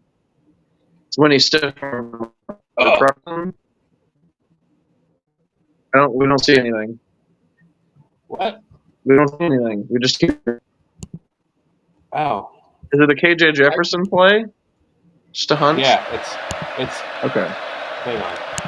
I see what I did wrong. All right, learning curve. Also, I don't know if you guys are still familiar with Dalton Wagner's game, tallest active player in the NFL, but he used to block for KJ Jefferson, so if he wants to be our future right tackle, not going to complain. I mean, it can't be much worse than what we've had going all this year. It really can't. At least he's big as shit. Can you see it now? Yes. We can see it now. Mm-hmm. All right. Also, if they show number 5, Rocket Sanders, I would have no problem moving on from Zamir White, not picking up his option, and bringing Rocket Sanders. Well, there is no option. I'll be honest with you. I wouldn't have any problem moving on from Josh Jacobs and drafting Bucky Irving. That's true too. Okay, here we go. I'm waiting for Jaden Ott personally. Jefferson takes off. KJ Jefferson moving on up. Upended at the 30, and that's a first down for the Hogs. Okay. Sanders motions out. 4-man pressure. Jefferson escapes. First down, Hogs. All the way to the 48-yard line of the Gators. K.J. Jefferson made it happen. Okay. Keep watching the score and the time. And second and 4, we got 4 minutes, 30 seconds left. Jefferson takes off again. K.J. Jefferson. Touchdown, Arkansas. Good drive starter. They haven't gone to the screens a whole lot. Here we go with Rocket. See number 13, Jaden Wilson. Retreated late. Sanders the cut. Sanders a shimmy. And a first down. All the way to the 50. And plunging close to Florida territory. The defense has to be wide 2 and 6, right? Yeah. And also, Rocket's been out for 2nd and 1. Sanders. See, there's no devaluing of the running back. Sanders reminds me somewhat of Jacobs. Okay, because I'm seriously just getting Jalen Hurts vibes out of Jefferson. Why do you keep doing that? I'm getting somebody else. Yeah, there's a few of them that come to mind. I'm just thinking late round pick that actually works out. Cam Little from distance ties it at 30. Who'd you have in mind? I had Dak Prescott. Johnson still the running back. This pass high. Jackson thinking about a big play. Dak Prescott was not a passer. Holds up for Mertz. The slant route incomplete, and it came out late. And that's why when the Cowboys took him, I was confused because I was like, unable to catch the football. Jaden Johnson in coverage. Here? Right after we took the great Jefferson Connor Cook. again, straight ahead. KJ Jefferson lays the one. And I'm like, and then I watched Jefferson could you mute it? Cowboys practice, and he's throwing it 70 yards. Johnson in coverage. coverage. And I'm like, oh, that's why. But he never showed any of that for Mississippi State. He didn't show. I mean, he didn't pass 30 yards like almost ever, and he like almost every down when he had the ball, he would run. And and it was super confusing why the Cowboys took him where they did, but it worked out really well for them. I kept thinking that like C.J. Stroud was the next Dak Prescott, and then I heard a very great analysis that was he is Jared Goff with wheels, which is Dak Prescott. And I was like, oh, shit, I was right. Jared Goff is really accurate, especially when he's passing to the other team. Hey, now. Hey, we love Nevada boys. We love Jared Goff. Hashtag Nevada boys. Yep. The reason Cal. Okay, so the Cowboys weren't going to take Dak Prescott. They were going to take Connor Cook. Mm-hmm. And the Raiders decided to jump up and take Connor Cook to fuck with the Cowboys. And then the Cowboys were like, oh shit. All right. I guess we'll take Connor Cook, or I guess we'll take Dak Prescott. And you see how that worked out. Kind of reminds me of the Patriots screwing over the Jets in last year's draft by taking Gonzalez after trading down and still getting him. So this is the play. This is overtime, down by 3. Florida's kicked a field goal. The Hogs get the ball. They immediately have a holding penalty, and they go 1st and 20, and Jefferson does this. Jefferson again, straight ahead. Good. KJ Jefferson lays the First one. down. Yeah, you showed me that Rumbling yesterday. down to the 15. I didn't show and it that's to you. 240 pounds in motion, hard to stop. 20 shit's a first crazy. down on 1st and 20. Sanders, did he keep the play alive? He did. Sanders down to the 5-yard line. At least in his running style, I really do see Jalen. Midline read up the middle, and KJ Jefferson just makes it look like big boy. Oh, I see somebody else here as Jefferson, end zone for the win. Touchdown, Hog! And he throws the game-winning touchdown. That is a stud quarterback. He's going to punch you in your fucking mouth. He's going to ram the ball down your throat. He's going to drop the ball into open spaces. I love him. I love him so much. It reminds me of 2007 Dennis Dixon. Ooh, Oregon quarterback. Yeah, before his knee fell off and he went to sleep That in the always middle of the sucks. game. We shouldn't wake him up. He's asleep. So, but I remember what he did to Michigan, and it was more or less that. Mm-hmm. He had a couple of incredible on target deep throws, but the rest of the game he ran all over them, plowed over them, ran around them, ran through them. I mean, he was absolutely incredible. And he would have won the Heisman Trophy if he'd stayed healthy, and the Oregon would have won the national title if they'd stayed healthy, because that was 2007. I think LSU ended up winning the national title with like 2 losses. And him getting hurt, honestly, is one of the worst things that ever happened in football, because it could have been so much better and so much more beautiful than it was. But that's what that reminds me of with what KJ Jefferson did in that clip that you showed us. Mm-hmm. I like the juxtaposition of KJ and Anthony Richardson. And KJ is older, and he's bigger, and he doesn't have the arm. Wait, hold on. He's bigger than Richardson?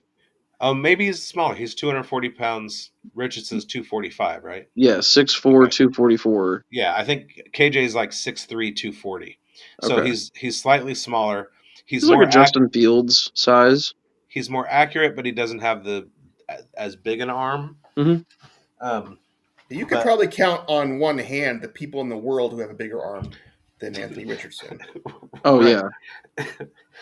Who knows after the shoulder surgery? But I'm assuming he's going to pick it up right where he left off. Ryan Leaf. Oh yeah. Fantasy owner right Jeff here. George, and that's about it. Jamarcus Russell. Now. Jamarcus Russell, John Elway, Anthony Richardson. Maybe Josh Allen. We can besmirch Russell's work ethic all we want, but we cannot besmirch that arm. No. Fucking howitzer. They made Bull Durham 10 years too early when they should have made it about Jamarcus, and it was $1 million arm with a 10-cent head. Absolutely. No, I love KJ. I think he's Was it the work ethic or was it the lean? Yes. Well, one is connected to the other. True. The DVD story about it never gets old. Jawalrus. That sounds like something I would do. It gets old hearing about him all the fucking time. Everyone's like, man, the Raiders suck. They can't draft. And I'm like, that was 20 years ago, something like that.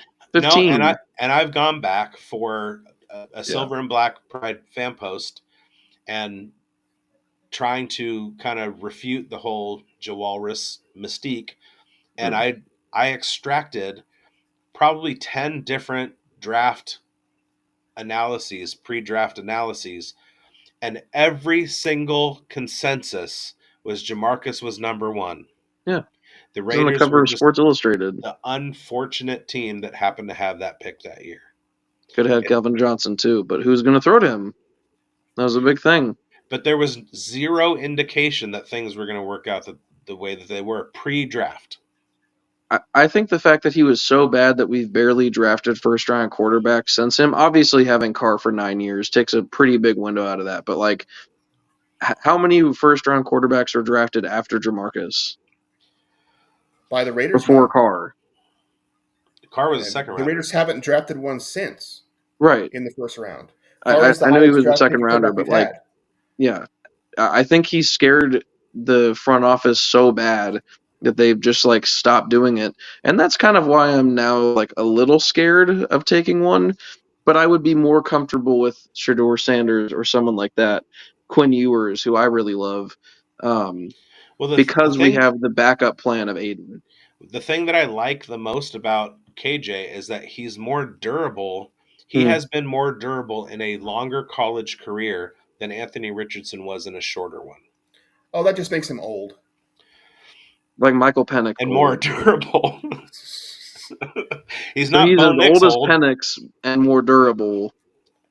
Yeah, I love the idea of Penix. Penix is 4 years. Penix is a 4-year guy. Yeah, he's 23, 24. He'll be 24 when he gets drafted, I think, is what it said. Yeah. Now that's almost as old as Brandon. Isn't he 23 right now? I swear he's 23. I think Bo Nix is 42. I think so. He has the most starts of any college player ever, right? Penix Yes, can't he be that does. old. He has like 59 starts. That's I crazy. think He's 23. I think he's at 58. 59 will be next week against USC. Yeah. If I recall correctly. But yeah. I mean, look, I would love to pretty suck big enough to get Drake May, but any quarterback. Not happening. Okay. He was. I'm just saying I would love to. I'd also. I mean, you skipped over when we were talking about what would you rather have, tanking or being in the playoffs. I'd like to win a fucking Super Bowl. Thank you. I mean, that's obviously the most ideal, but I mean, if we're just being realistic, I think we can. I think we can all safely say we'd rather be in the playoffs. I was trying to be realistic. Yeah, me too. Because even if this team slips into the playoffs, there's very little chance that they do better than the team that lost at the Bengals. Mm-hmm. Now, 2021, we were one pass away from the Super Bowl. No. Yeah. No, because we still have another game. If Darren Waller makes that catch and pushes himself into the end zone, we run the table and win the Super Bowl. I guarantee it. Was it Waller who didn't make the catch or Carr who threw the interception? Well, I mean, it was a pass to Waller. I mean, it's pretty clear that if that fumble on Tom Brady is called a fumble, that we beat the Rams in the Super Bowl. That's true. Yeah. 2001. That's yeah. I mean, that's not even in question. No, it was a fumble. Yeah. You could say that if Carr didn't get hurt in 2016, we would have maybe won a playoff game. Now, I unironically believe that's true. That's not a joke. That's neither is jokes. That's 100% correct. Yeah, right. Neither is the Rams one, right? And if Tony Siragusa didn't flop on Rich Gannon, the Raiders win the Super Bowl in, was that 2000? Yeah, rest in piss, Tony Siragusa, you fat fuck. Yeah. Damn it, we could have tears. 6 rings right now and be America's team. Damn. If we drafted Don Marino in 1983, like I said, then we would have 9 titles right now. Or Ken O'Brien, UC Davis legend. And the Jets select. If we stuck out with JT a little longer. Hey, if Todd Marinovich had panned out and his dad wasn't such a douchebag, we'd won even more titles. Yeah, that's... God, that was... I actually had the chance to get a Todd Marinovich signed card a year ago, and I was like, nah. If Jay Schrader had been Joe Montana, we'd have at least 9 Super Bowls right now. Well, if my aunt had a dick, she'd be my uncle. I want to dive into that. If my grandma had pills, she would have been a bake. So Joe Montana draft. Let's see what happened. Joe Montana went in the fucking second round. That's yeah. So every other team could have had him, and they just didn't. Which is, I mean, of course, without Bill Walsh as coach, he wouldn't have been shit anyway. I mean, so you think the level that he was? You think Will Levis is going to be the next Joe Montana? No, Will Levis is the next Malik Willis. He feels like the next Sam Darnold. Zach Wilson. Really? Zach I don't love him. I just think the fact that he was in college with a shitty supporting cast and offensive line prepared him for the Titans. Yeah, he was the most NFL ready in terms of timing. Besides, I'm going to push back on your Bill Walsh, Joe Montana thing because Bill Walsh came from the Al Davis coaching tree, and I think we could have turned him into a good. Okay, didn't everybody who matters? First round, 1979. The Buffalo Bills had the first pick, and they picked Tom Cousineau. Dan Hampton went 4th to the Chicago Bears. Phil Simms went 7th to the Giants. Otis Anderson, who I saw play, O.J. Anderson, 8th to the Cardinals. Kellen Winslow, 13th to the Chargers. Man, what a bust he became. It doesn't look like the Raiders had a first-round pick. No, that was his son. The senior was very, very good. That's right. The one that went fucking batshit crazy. Yeah, Junior raped an old lady or something. But Kellen Winslow Sr. is a Hall of Famer. He's a legend. Oh. Yeah.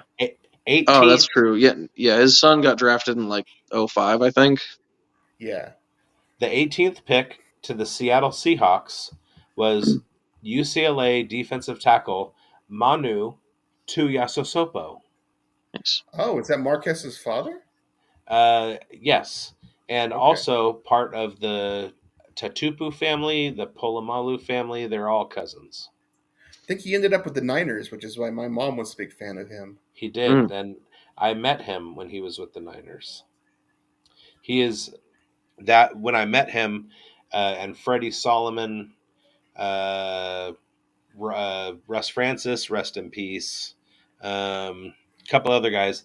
That was the Raiders Niners charity basketball game played at the UC Davis campus, which Derek Ramsey was at my park the next day and gave me a football and turned me into a Raiders fan. Well, there you go. Yeah, I was born into it, unfortunately. Okay, the Raiders didn't have. Oh, I don't know if you saw this on my. You see it? Is that a little shoe? It's Liam's Raiders booty from when he was born. Oh, how adorable. I still have that and David's first pair of Jordans. I don't even know if that would fit my big toe now. It wouldn't fit your big toe when we got it. Okay, the Raiders didn't have a first round pick in 1979. They why is there from Oakland? Oh, they traded it to the Rams. I don't know why. Their first pick was the 242 second round. They chose Willie Jones, defensive end from Florida State, and I guess at the time there was no. Oh, Florida State was an independent at the time. That's weird. The pick before them was before they took Willie Jones was Mark Gastineau. Jets legend. The legend. Yep. Legend. Jets legend. And Jets then legend Mark Gastineau. And then 10 picks later was Bob Golick. So nobody's heard of Willie Jones. All right, and then he wasn't even in Tecmo Bowl, but Bob Golick was. that's true. Michael Jackson was a linebacker. Well, Lamar Jackson is a DB now. I think he played for the Jets. With the 72nd pick in the third round, with the Houston Oilers from Oakland via Baltimore chose that was when they were still the Colts. Chose Kenny King. Raider legend. For like 5 years, there wasn't a time where you could tackle him. Doug Cosby went to the Cowboys. He was a tight end. And then the last pick of that third round was Joe Montana. So we had Kenny King and Willie Jones instead. All right, boss, I do got to get going, but I will try to hop on next week with you, or if you're going to do anything else this week, you let me know. Absolutely. Thank you for coming in. That's Tyler Smith, everybody. Let me get to the. There we go. That's Tyler Smith, everybody. It's Raider Damas. Go ahead and read his column. Oh, he left. Oh, I guess he's out. Yeah. How do you? I didn't even get to say goodbye or anything. I was like, "Hey, man, nice meeting you." The Raiders have a nasty habit of losing games they should win and barely winning games they should dominate. Antonio Pierce is the kind of guy who makes you want to run through a wall for him, whereas I wouldn't piss on Josh McDaniels if he was on fire. I would. I would piss on Josh McDaniels whether he was on fire or not. Yeah, but I would just piss gasoline. A Raiders team should be able to handle Big Blue. We did. Just barely, though. It was a close game the whole time. Brian Daboll has the same number of necks as he has division titles, 0. I think legitimately their quarterback, Tommy DeVito, is going to have actual nightmares of Max Crosby. My favorite of all these. Brian Daboll is too large to shop at the big and tall store. Yeah. She shots it. Damn. He's just too big. Damn. All right. Let's see. I feel like the Kingpin one though. That was cool. All right. Cool. Hey, William. Hey, Brandon. Go to CVS for your vaccines. Oh no, I'm good.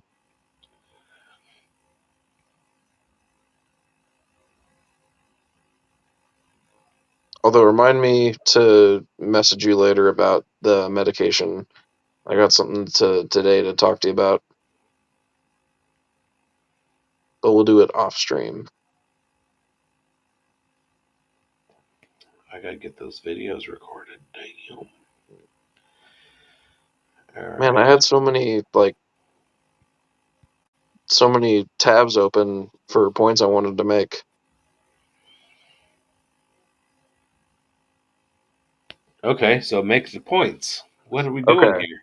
So I I spent a good chunk of time in my room this morning legitimately trying to figure out if there is an actual chance of Crosby winning Defensive Player of the Year. I think there is. I think in years previous it's just been a whole bias thing, but I don't think there's been another player on defense who has impacted the team in the way that he has. Like I can't think of anybody except for honestly either TJ or Daniil Hunter. Those are the only guys that are close, and it's really not close. TJ Watt is the only guy. Nick Bosa is a total bias pick. He's not doing anything. And he hasn't done a lot this year. Yeah, he doesn't have the stats to even be biased. Right. Like, that's crazy. This year, he's out of it. So it's basically going to come down to Max versus TJ.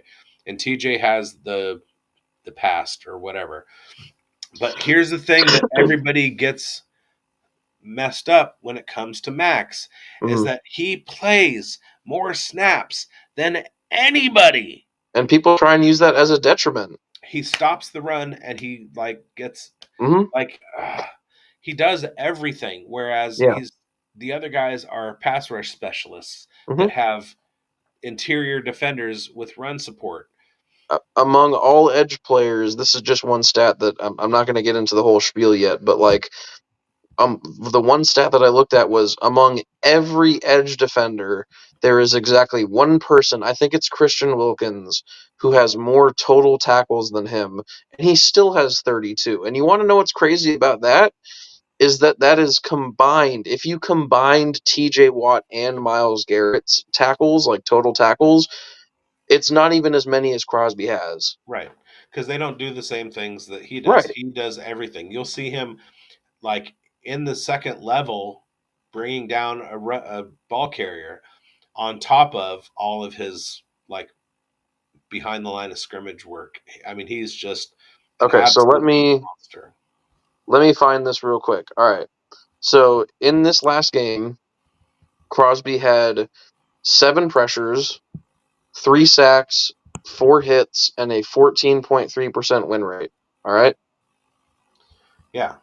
Which now, looking at it, if you look at the numbers right now, I'll just go through the list of them. Pressures, he is first with 53. Sacks, he is second. I think first place is 10. He has 9.5. So he is half a sack behind. Tackles for loss, he is tied for first with Daniil Hunter. Hurries, he has the most with 40. Solo tackles, second among defensive linemen. So that's not even edge rushers. That's all defensive linemen. Yep. Tackles included. He has 32 solo tackles, tied first in stops with 32.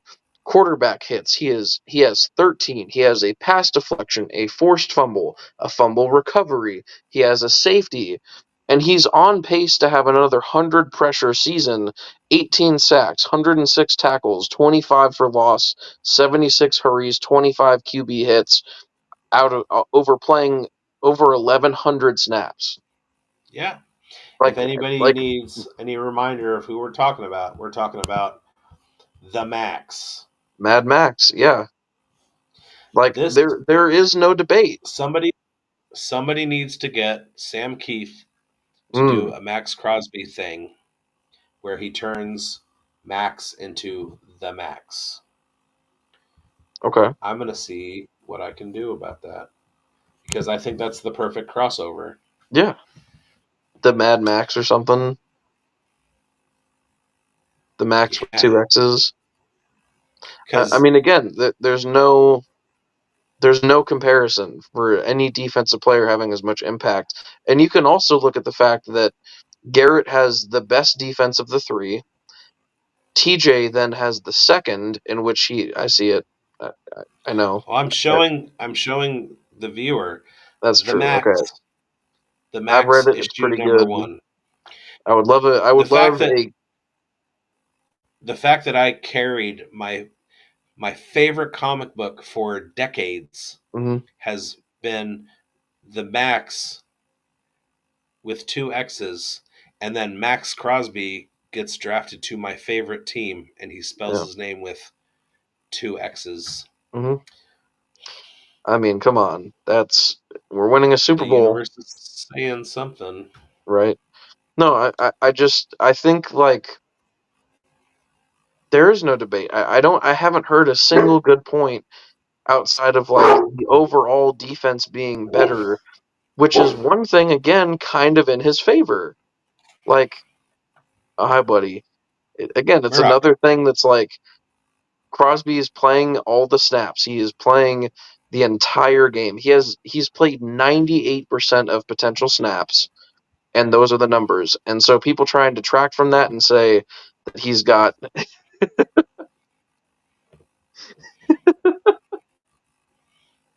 a buddy.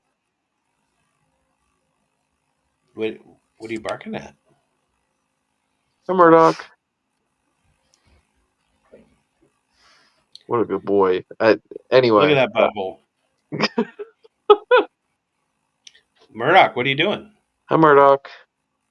You can't hear anything. It's all through my headphones. I'm just saying hi.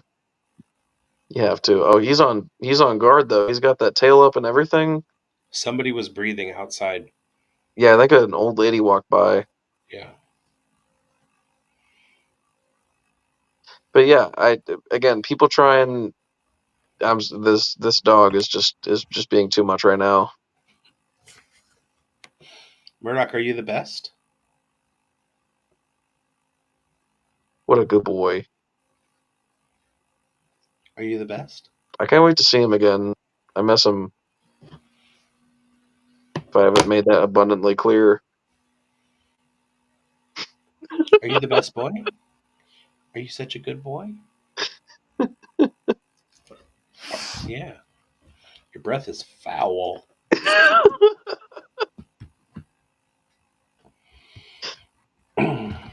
If there was an Olympics for bad breath, you would win the gold medal. They'd probably try and eat it. I don't like the green. Blue is the best. All right. Yeah. Yeah, we're not putting up. We're putting up blue as a ceremony to when we killed the Giants. Next week it'll be green. Floating microphone. So the point I was trying to make before dog was the fact that people try and say that because he plays so many snaps, of course he's going to have those numbers.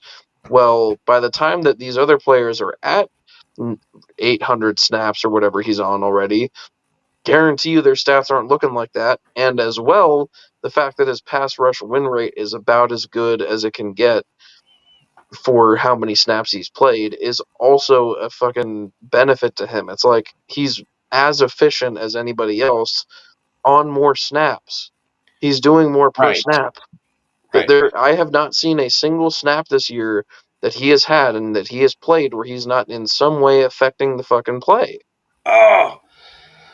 He's just a quarterback nightmare. I don't understand it. He's maybe the scariest player in the NFL right now. He had Brees open, and Matt got him. Damn.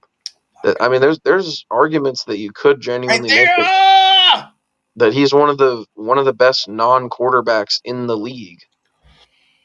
Maybe I shouldn't be wearing a Khalil Mack jersey tonight. Oh, damn. I didn't even realize that. I mean, I know his number, and I know it now. It looks like an older jersey, so 2016. Yep. So long ago. That was back when LeBron was winning And actual Zach championships. Wilson goes down again. This time it's Joey Bosa. More like Zach Wilson. Am I right? Yeah. Fuck. Yeah. I can't wait for Aaron Rodgers to miraculously heal and be ready for next week. I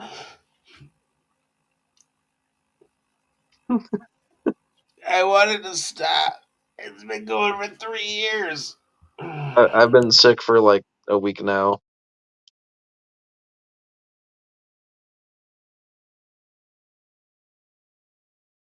$3 I meant 3 months. Yeah, you said 3 years. That was the most depressing thing I've ever heard. I've been in pain for 3 years. I mean, technically, it's like this is all COVID bullshit, but yeah, sure it is. Whatever.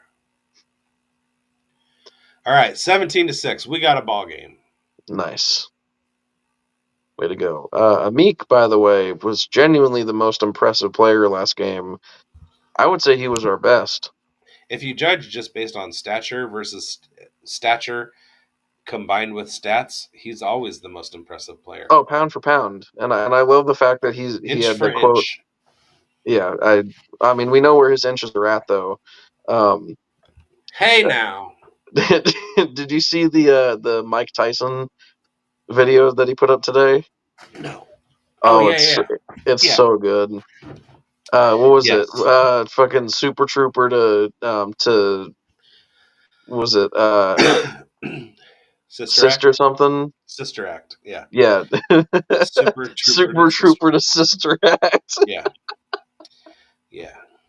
It used to be Jimmy Steal Your Bitch. Now it's Super Trooper. And he called him Farva too.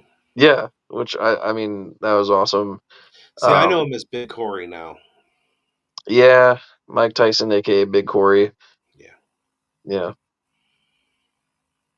I don't know. I've been so impressed with the defense all year, and it's like there were so many arguments last year for like Crosby doesn't have anybody to like around him.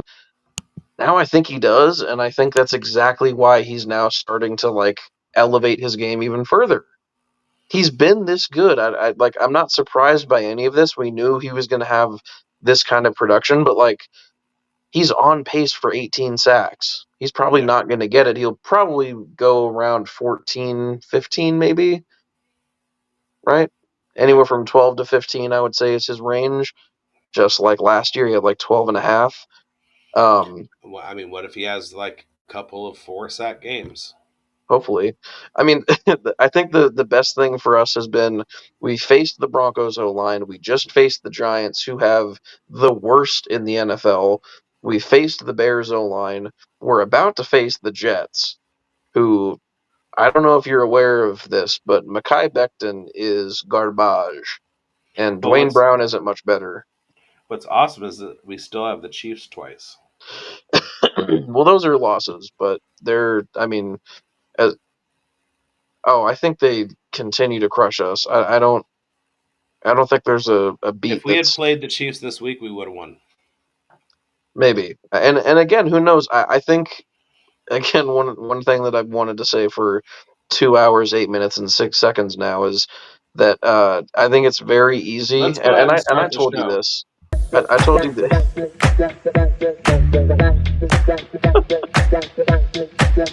All right. We get Marcus back on.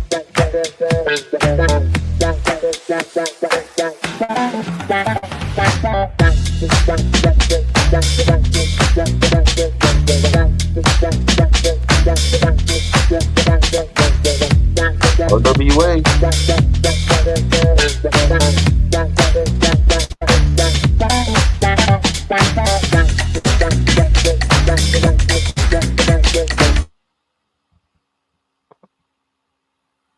Every time.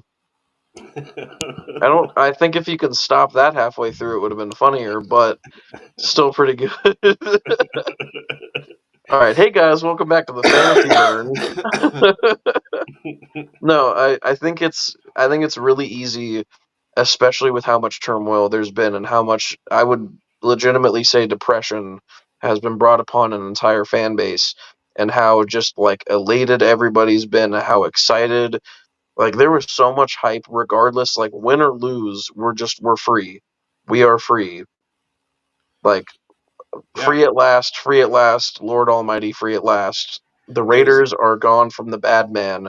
And so it's really easy, and I've been trying not to like fall into traps of like having more projections of, we could be a good football team again. But there's also at the same time like a less than 0% chance. Is that the term? Yeah. Yeah, there's a less than 0% chance that we make the wild card spot, assuming the AFC North is not all in the playoffs. Maybe if the Steelers bottom out, or what we're dealing with is mathematical probabilities. Yeah. So we're 4-5. We've played 9 games. We have 8 to go. Mm-hmm. If you want to say that the Chiefs are 2 losses, that puts us at 4-7. And Let's say the Dolphins.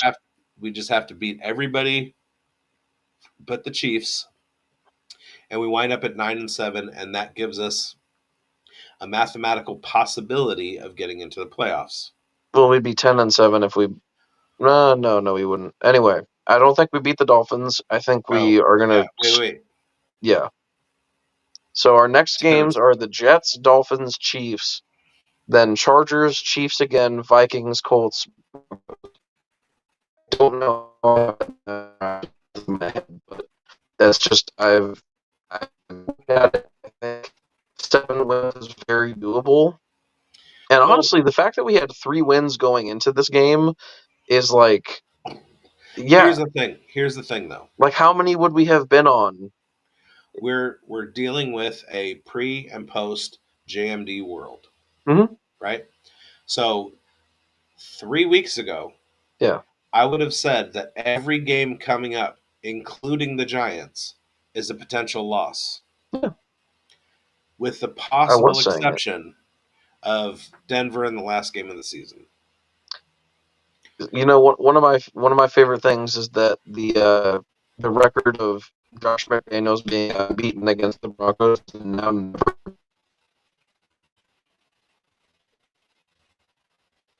They'll never have beaten and gotten one over on Josh McDaniels, and that is the only thing I will ever thank him for. You're 0-3 against McDaniels, so shit. Yeah, and you will be forever, you pile of dog shit. Yeah. Now, one of the things that, like, I kind of took a back seat when we had the whole roundtable discussion, and super cool, by the way. I mean, holy shit, those guys are awesome.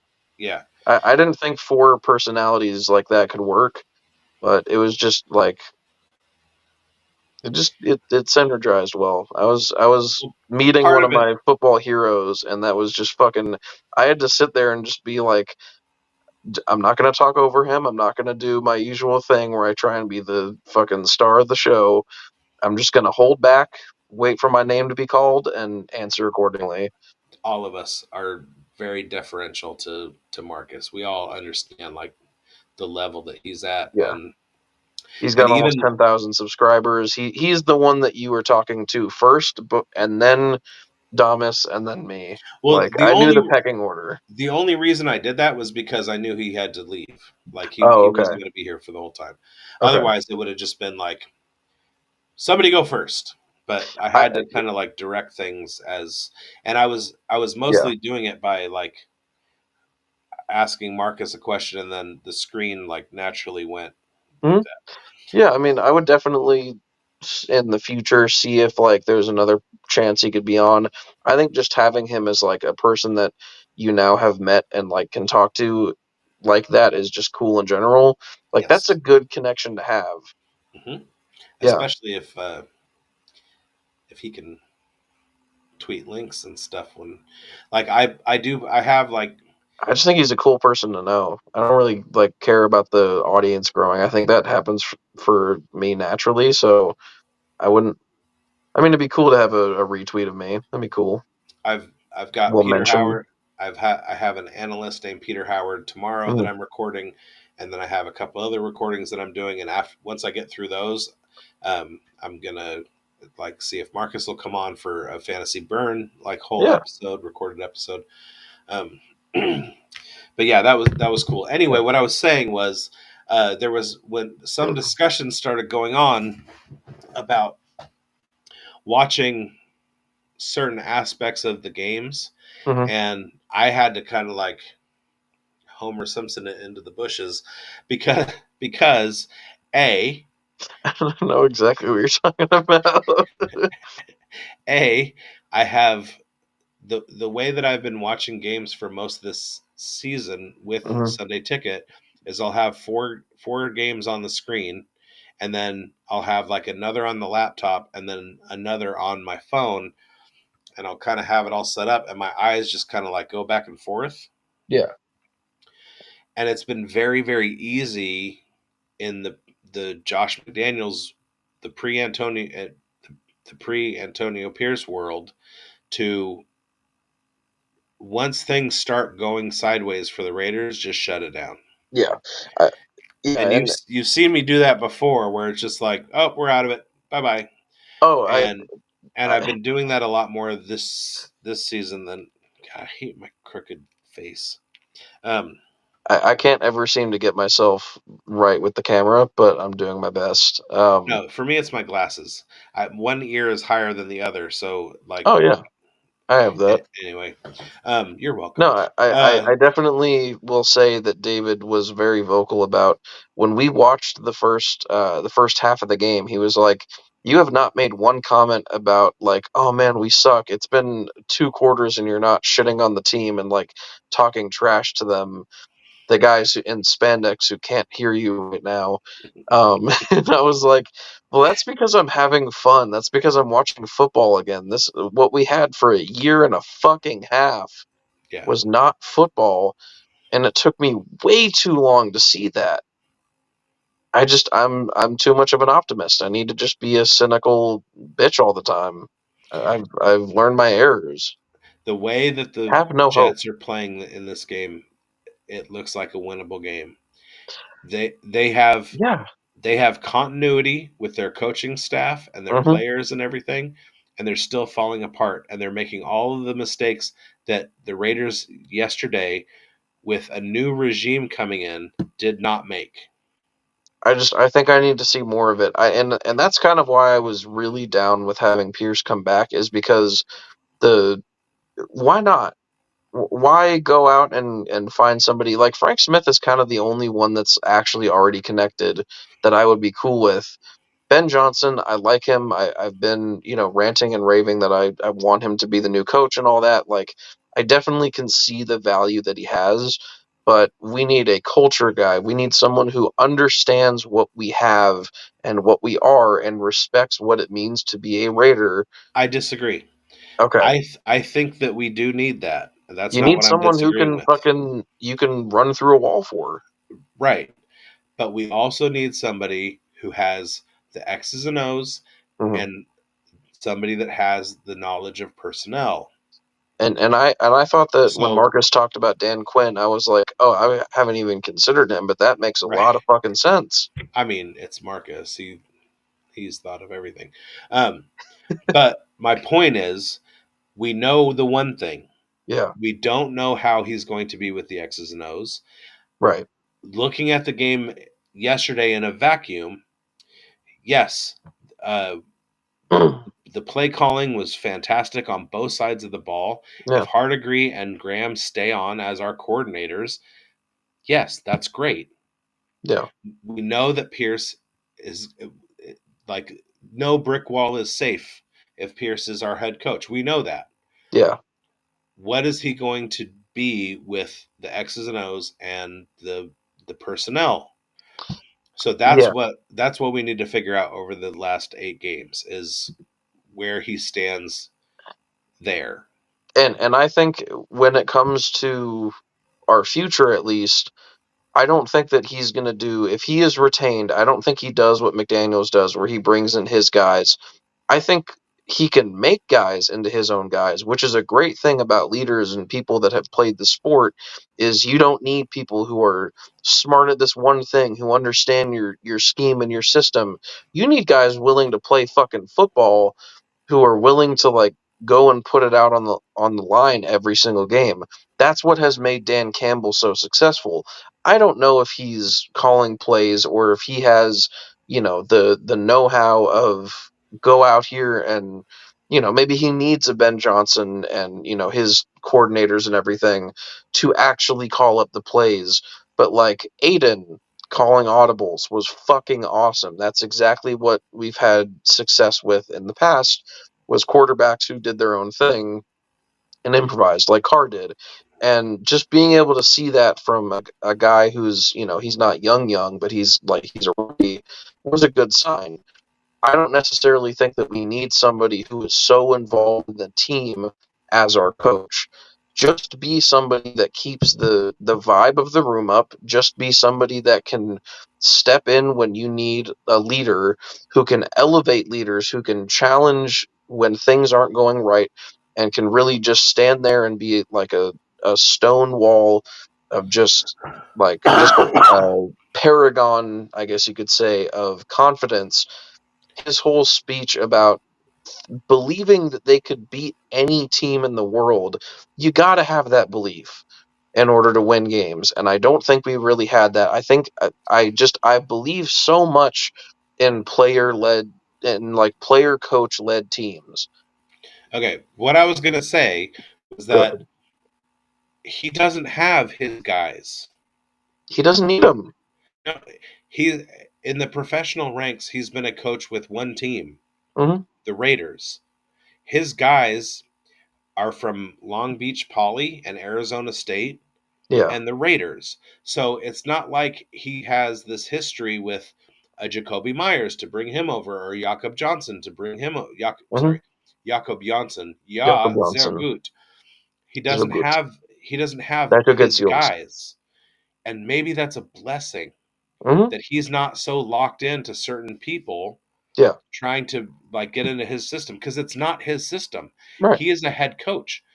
The offense was Hardigree. The defense was Patrick Graham. It's not Antonio Pierce who's running those sides of the ball. He's the head coach that's galvanizing everybody, and that's a great thing.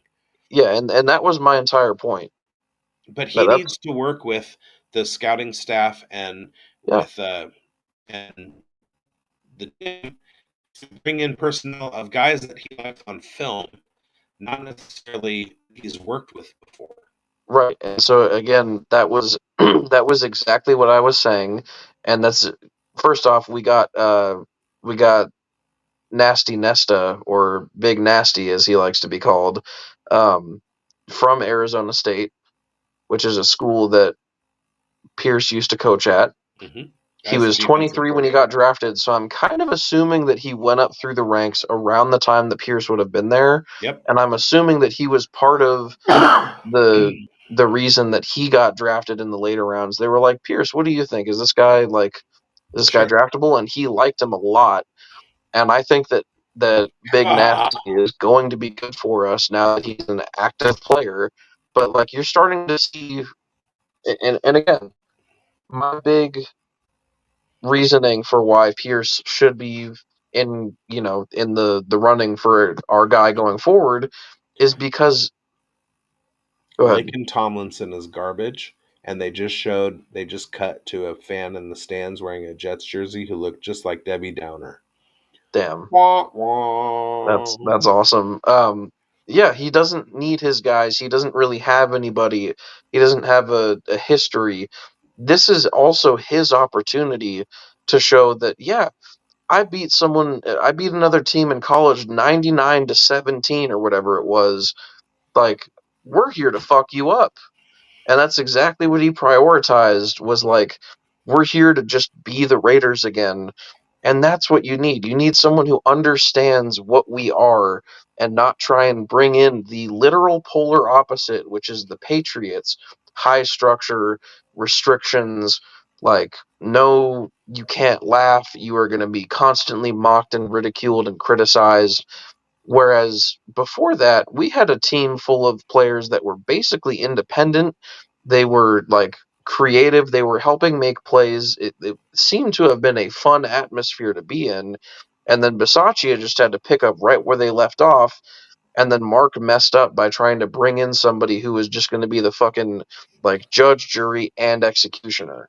Right, and that's Instead kind of of trying to dive into what makes us, what gives us our fucking identity that we've had for 50 plus years. And that's kind of what I was alluding to when I was talking about Bisaccia Mm-hmm. and him not being like, he is head coach as inspiration, not Yeah. head coach as, look at me, I have this system and Mm-hmm. blah blah blah. So while I love Mike McDaniel, that's not the type of head coach that ran off 4 straight victories to get into the playoffs in 2021. Mm-hmm. That's not the type of coach that put everybody together yesterday and said, let's go punch these motherfuckers in their mouths. Mm-hmm. That's what you get with Antonio Pierce. You don't get Mike McDaniels implementing all the things that he has learned over time and doing that stuff, Mm-hmm. which is why we have Hardigree and Graham. They're the coordinators. They're the ones who are supposed to be implementing the game plan on their sides of the ball. And Yeah. with Bisaccia, when he ascended to the head coach role, he sat there with a fucking headset on and just basically went like, okay, with somebody else's offense and somebody else's defense. He was a special teams coordinator. He knew everything that, like, Yeah. what made him great in those 4 games plus the playoff, in those 3 games plus the 2 playoff games, Mm-hmm. was the fact that he knew everybody from their special teams work and the Yeah. fact that he needed to know guys from on both sides of the ball. That's a head coach. And And yeah. in the NFL, we start getting into this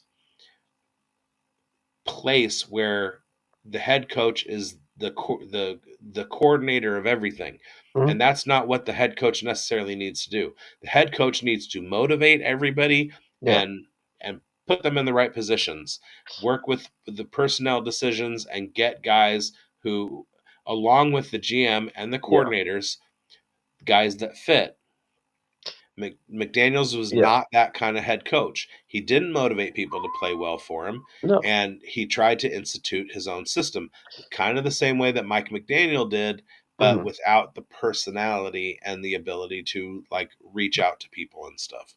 And if I can look way too far into it, I think Mike McDaniel is infinitely smarter than McDaniels. I think he's never had to benefit from a Tom Brady level, like from Tom Brady, in order to look like a competent fucking coordinator.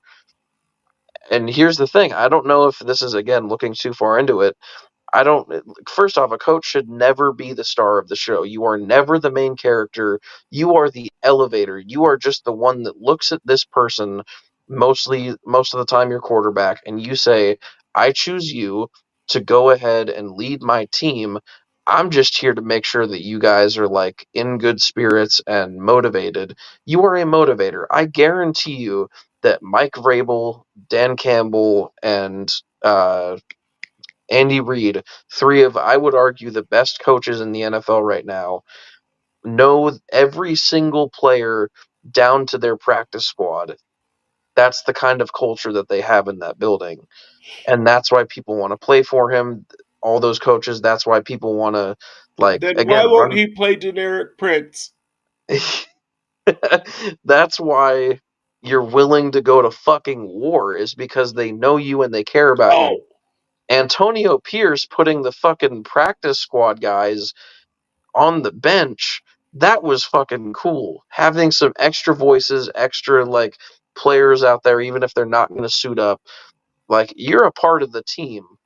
I'm saw surprised we him. didn't have the fucking janitors out there, like on the sidelines, going, "Yeah, let's go, Crosby!" Like everybody in that building is a Raider. Everybody in there is a part of that team no matter what. And that's what you need. McDaniels came in with the mindset of, I'm the star of the show. It's my team. I'm the one who's going to save you. Me. Solomon Thomas is another guy that I wish was still with the Raiders. I liked him. Andrew cool. Billings, Solomon Thomas, Denzel Perryman, Darius Philon. I guess they didn't buy in. Darius Philon, don't question it. Darius Philon was a huge reason we beat the Chargers in that last game.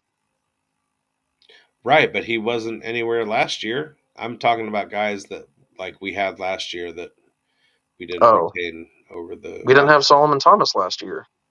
Yeah, we did, didn't we? No, he was 2021, and then he left for the Jets last year. Yeah. No, last year it was Billings, Nichols, and okay. But McDaniels didn't keep him. That's the whole point. He was released after McDaniels came in. Yeah. The fact that we have not kept Solomon Thomas or Billings, and yet we've kept Jerry Tillery around, and we still have Jerry Tillery, what are we doing? I don't. It's not even that I think he's a necessarily bad player. He is, but it's just he has flashes, but they're few and far between. And his biggest plays are hitting Herbert out of bounds, having a game-losing play against the Rams, and having another game-losing play. That's a pretty rough streak when not even the team that fucking drafted you in the first round was willing to keep you longer than 3 years. He's still young. He came into the league with a bunch of talent and a bunch of opportunity, and he squandered that by just being kind of shit at football. Which is why Jashawn fucking Newton. I want him. I want a defensive tackle in the top 3 rounds. I have not changed my tune about the top 3 rounds. It's a potato. You are enough. I have not changed my tune about the first 3 rounds needing to be quarterback, defensive tackle, offensive tackle. I'm just now sort of flipping the first 2 rounds in terms of what I think it needs to be. But also, it'd be kind of cool to have a first-round quarterback, you know? I am Knuff. You obviously haven't seen the Barbie film. Yeah. No, I haven't. Or Oppenheimer, which is the one I'm actually sad that I didn't see yet. They're both great. Yeah. I want to watch one of them. Watch them both. I'm good. I mean, just because we did the Oppenharbie in the theater. Oppenharbie makes a lot more sense. Oppenharbie, because I know. You can't use the whole Barbenheimer? No, because we saw Oppenheimer first. Oh. Oppenharbie. Well, you are Knuff. Thank you. Just because you didn't, just because we saw those in the theater in that Sound way. it out. Read it in your head. Cat. Just because we saw them that way in the theater doesn't mean that you can't do that streaming. Pirates Bay. Okay. You can't torrent them that way. It's really like, I want to say it was necessary. Oppenheimer was like intense and dark. Well, the implications are heavy. And then did they win the war? Just like Barbie was like this refreshing palate cleanser that was like showcasing how terrible the patriarchy is. You know, it was. Which I heard was everybody's complaint about it. I don't think you're allowed to complain. I think if you're a woman and you think it's too much, then that's one thing. If you're a guy complaining about that shit, shut the fuck up. This movie is not for you. You have a billion movies that are about straight white men being the lead character. Shut the fuck up, take a back seat for an hour and 40 minutes, and just don't even fucking bother with it. Your opinion does not matter. This is what we call satire. All right. This is not satire. This is me telling straight white guys to shut the fuck up already. Oh, I thought you were get political. I thought you were saying that to women. No. I'm saying if women had a problem with the movie, fair and valid. It's about you. It's for you. It's like this is supposed to be, an empowerment movie. Men that have a problem with it, men that have a problem with the fucking lesbian marriage scene in Buzz Lightyear, shut the fuck up and understand that sometimes it's not about you, and that's okay. You are Knuff, but shut the fuck up. Okay. Jax Falcone at Dino Game Theory. He tweeted the other day. Football. Sorry. This was November 4th. Not gender science. The greatest movies of all time, according to me. Jax Falcone, not me. Number 5, Shawshank Redemption. Number 4, Leon, the Professional. Number 3, The Big Lebowski. Number 2, Goodfellas. Number 1, Pulp Fiction. 2 things. Number 1, the top comment on there is, Pulp Fiction is criminally overrated. Immediately is blocked. So way to go, Jax, on that one. This guy answered, The Departed, Heat, Gangs of New York, Pineapple Express, Predator. Oh, yeah. No, that's a great list. That's a good list. Somebody said, really seems like you stopped watching movies in the 2000s. Bedley Smutler, at Piker8, Fargo. Okay. Somebody said, A Few Good Men, Top Gun, Hoosiers, Remember the Titans, Saving Private Ryan, honorable mention, Stand By Me. Somebody likes bad movie making. We agree on the next one is all Brett Ratner movies. We agree on the top spot. He's the next Spielberg. Then Tombstone, Terminator 2, Rocky, and Godfather 2.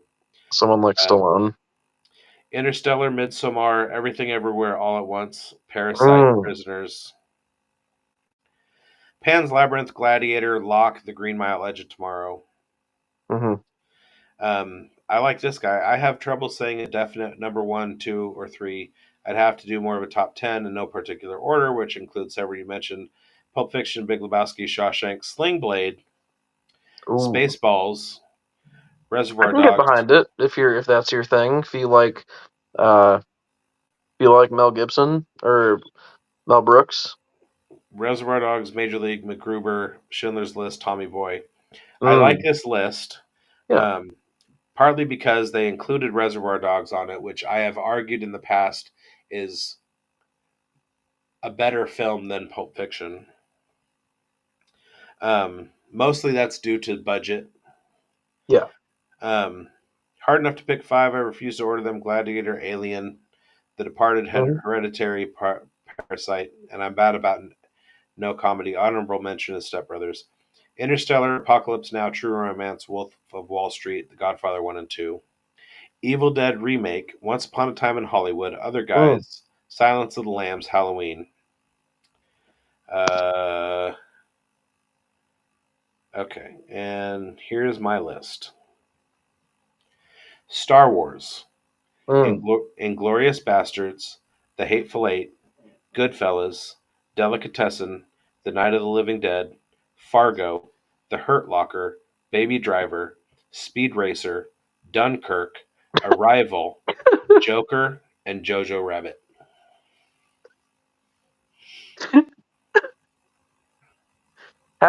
Hold on. There's one that I think I'm struggling to understand. Go back and watch Speed Racer again. I have seen it recently, believe it or not. It's so good.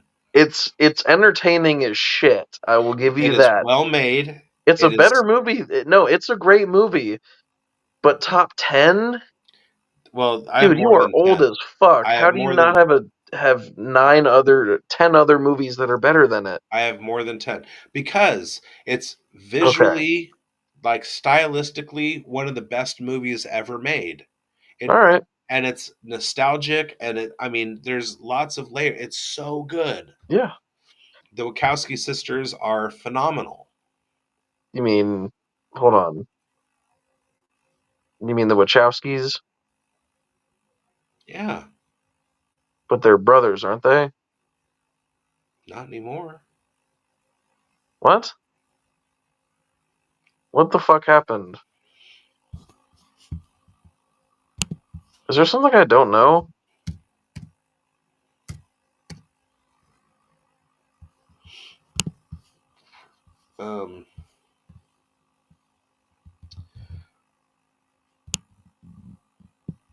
Apparently.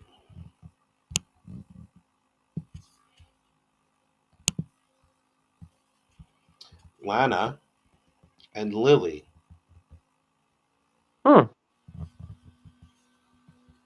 Good for them.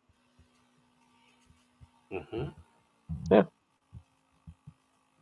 No, live your truth. I'm not dead naming him either. I mean, I could probably do a top 10 if I had more time to prepare for it. Number 10. No, I think they made the Matrix series. Matrix. Yeah. But they also made Speed Racer. Yeah. I'm gonna go with a few honorable mentions, which, funny enough, the Matrix. I should have included Stand By Me, and I was like, in my brain when I was making the list, I was reaching for it, but it didn't come, which I think is the perfect reason to leave it off the list, is because if it doesn't immediately come to your mind, right, which is one of the reasons I hate lists, because those ideas that come to your mind change over time. Yeah. However, Inglourious Bastards, Goodfellas, Delicatessen, Fargo, Hateful Eight, those will never not Dunkirk. Right. They will never not come to mind. So then I think I'll do a tribute-ish to Bussin' with the Boys, but I'm gonna have 5 tiers because this is not Bussin' with the Boys. No free shout-outs. So I'm gonna do honorable mentions. I'm gonna do 2 of them. This is better than Bussin' with the Boys. All right. Hold on. I'm gonna do 2 honorable mentions. One of which is The Matrix, because it's just fucking awesome. And then my second one is going to be Shaun of the Dead. I thought of that. It is a really difficult movie not to put in my top 5, but I just have 5 other movies that I just love to death. I'm going to say, go ahead. I have, among the Edgar Wright films, I have Baby Driver and Scott Pilgrim ahead of Shaun of the Dead. All right, number 5. Okay, I'm going to go with Star Wars, The Empire Strikes Back. I know Star Wars itself is a better movie. I prefer Empire. It's my favorite Star Wars movie. Number 4, I'm going to go with Pulp Fiction. Number 3, I'm going to go with Ready Player One, because it is my favorite book of all time, and it came out at like the right time in my adolescence. I was maybe 15, 16. Super exciting, as cool as I could have possibly imagined it, coming to the big screen, right? So number 3, I'm going to go with Pulp Fiction, because it's one of the greatest movies of all time. Number 2, I'm going with Scott Pilgrim versus the World. It's arguably the most awesome, badass movie ever that's about to get a Netflix series made out of it. I can't wait. And I'm so ready for it. And then number 1, can you guess? This is, again, now that I'm thinking about it, I I could make an easy top 10 because there's so many movies coming to my mind, but it is The Dark Knight. It is easily The Dark Knight. I have dedicated my life to saying it's The Dark Knight. I understand it's kind of basic, but it is, to this day, the greatest superhero movie that I have seen, besides my now third honorable mention, Daredevil. That's not even in my top. Ben Affleck Daredevil. That's not even in my top 20 superhero movies. I actually no, I like it enough to make it top 15. No, 2002 Sam Raimi's Spider-Man is the best Spider-Man that has ever been on the silver screen. Ever. Love Tom Holland. I think God damn it. Every time Brees does something good, there's a fucking flag. I think Marvel movies recently have just been bland and oversaturated. The OG Spider-Man is great. I watched Amazing Spider-Man here recently. Both of them, neither one are actually that bad. The first one is really good, and I forgot about that. I think Mark Webb is a fairly good director. I think he's done a couple other projects, but like for those two Sony Spider-Man movies, they're really not that bad. Yeah. But there is nothing that compares to Tobey Maguire's Spider-Man. So those are my top 5, my tier 5s, and my 3 honorable mentions, which are once again Spider-Man, Shaun of the Dead, and what was my third one? Pop quiz. I don't remember. Matrix. Oh, got it. Yeah. So that's technically my top 8. And this is funny because yeah, opinions are like assholes. Everybody has 42 of them. Damn, that's another good movie as well. 42. Ugh, I love me some Chadwick. Every movie that you said, and this is like the problem that I have with a lot of lists. Yeah, is that you and I named the exact same filmmakers throughout our list, and every single time in my head, I thought that's not even the best movie that person has made. Yeah. You say Dark Knight, I say Dunkirk. Best Christopher Nolan film, Dunkirk. Not say, Oppenheimer yet? It's not grown on you? No. Okay. Dunkirk is okay. I love Dunkirk. Top tier. I've seen it twice now, actually. I will say that. I have seen it twice. I love Dunkirk. But you bring up Edgar Wright, and I have Scott Pilgrim as number 2, but I have Baby Driver as number 1. You bring up Tarantino. You didn't have it as number 2. I did. No, he's my second. That's my second Edgar Wright film. Oh, okay. You brought up Shaun of the Dead. You brought up Scott Pilgrim. Those aren't even his best films. In my one of my 42 assholes. Yeah, he's got a bunch of Baby Driver, movies. I think, is the top. Yeah. You brought up George Lucas, who didn't even direct. It was Pop quiz. I can't think of it right now. God damn it! It starts with an I. I can't. Brett Ratner. No, stop it. But Empire I'm just Strikes obsessed Back with Community right now. I'm sorry. Star Wars movie. Inglourious Bastards, I will argue, is Tarantino's best film. Right. But for me, it's really a two-way tie between that and Hateful Eight. And Reservoir Dogs is like hanging on. Yeah. Those three. I mean, look, every single movie that Tarantino has ever made is a cinematic masterpiece. I could put all of them on an equal tier of their own. They could all be my favorite movie because I could sit down and watch every single one of them multiple times over, like back to back, and not get tired of it ever. They are fantastic films. I only didn't go. Except I would quibble with Kill Bills and Jackie Brown. I love still them. Great movies. Still great movies. Yeah. I'm kind of in agreement. I think the pacing of Kill Bill would bore me to death at times, but like once you get to Volume 2, holy shit, it just becomes a massacre, and then it gets entertaining. But I couldn't do the cycle of number 1 again like 4 times in a row. But the only reason I didn't go with Inglourious Bastards, even though it is my personal favorite Tarantino film, is because I wanted to be different from you and not just do the same thing that you did. I love Baby Driver. I honestly, the fact I didn't put movies like Seven or Shawshank Redemption on there is like kind of hurting me as a film fan.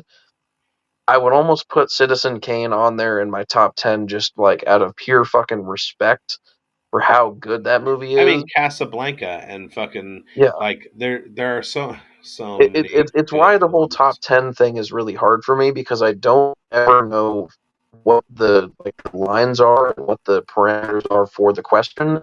It's always just, what are your 10 favorite movies?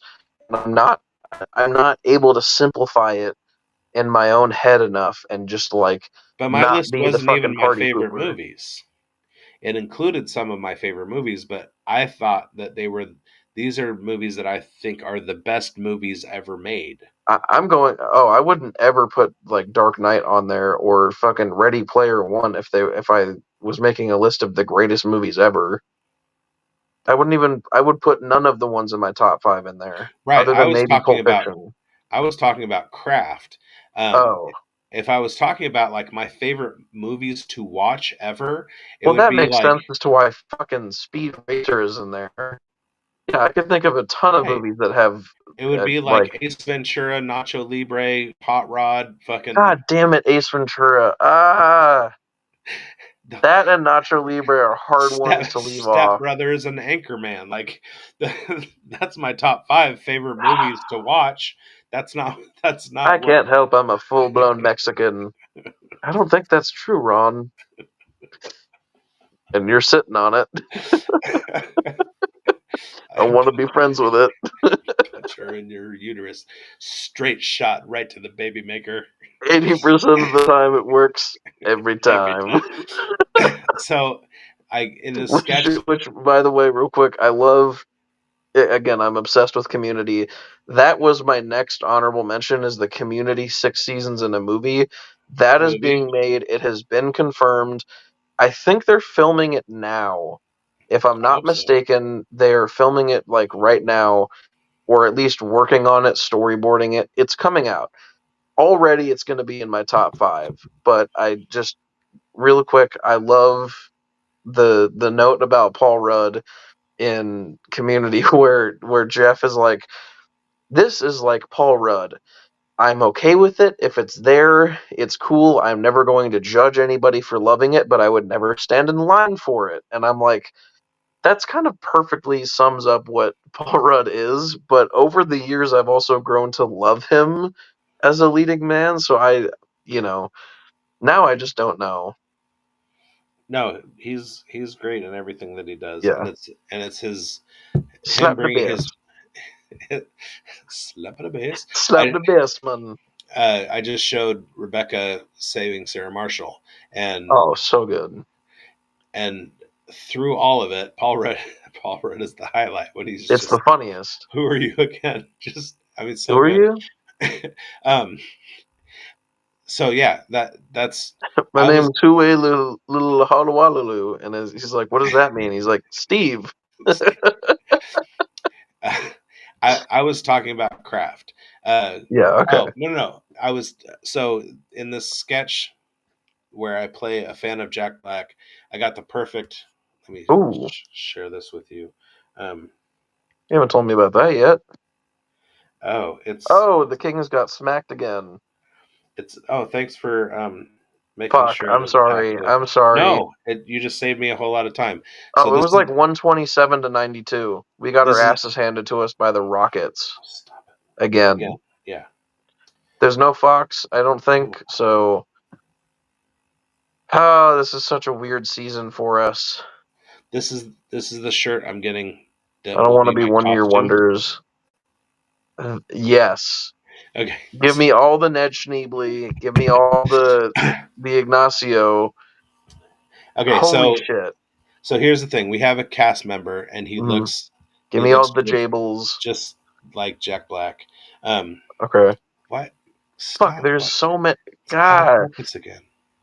Yeah, Ace Ventura, Step Brothers, probably every Jack Black movie that's ever existed. I'd have to put on there. Yeah, Cable Guy is up there. The number 23.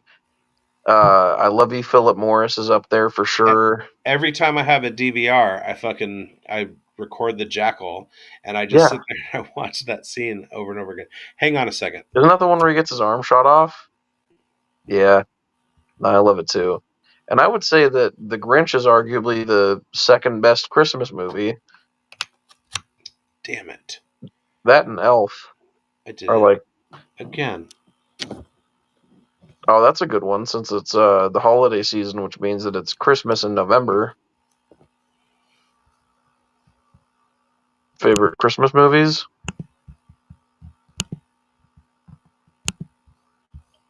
I guess you still have my audio, right? Yeah, you're frozen. No, I'm out. Like my camera is off. Oh, okay. Well, you just hey guys, this is my show now. Oh shit.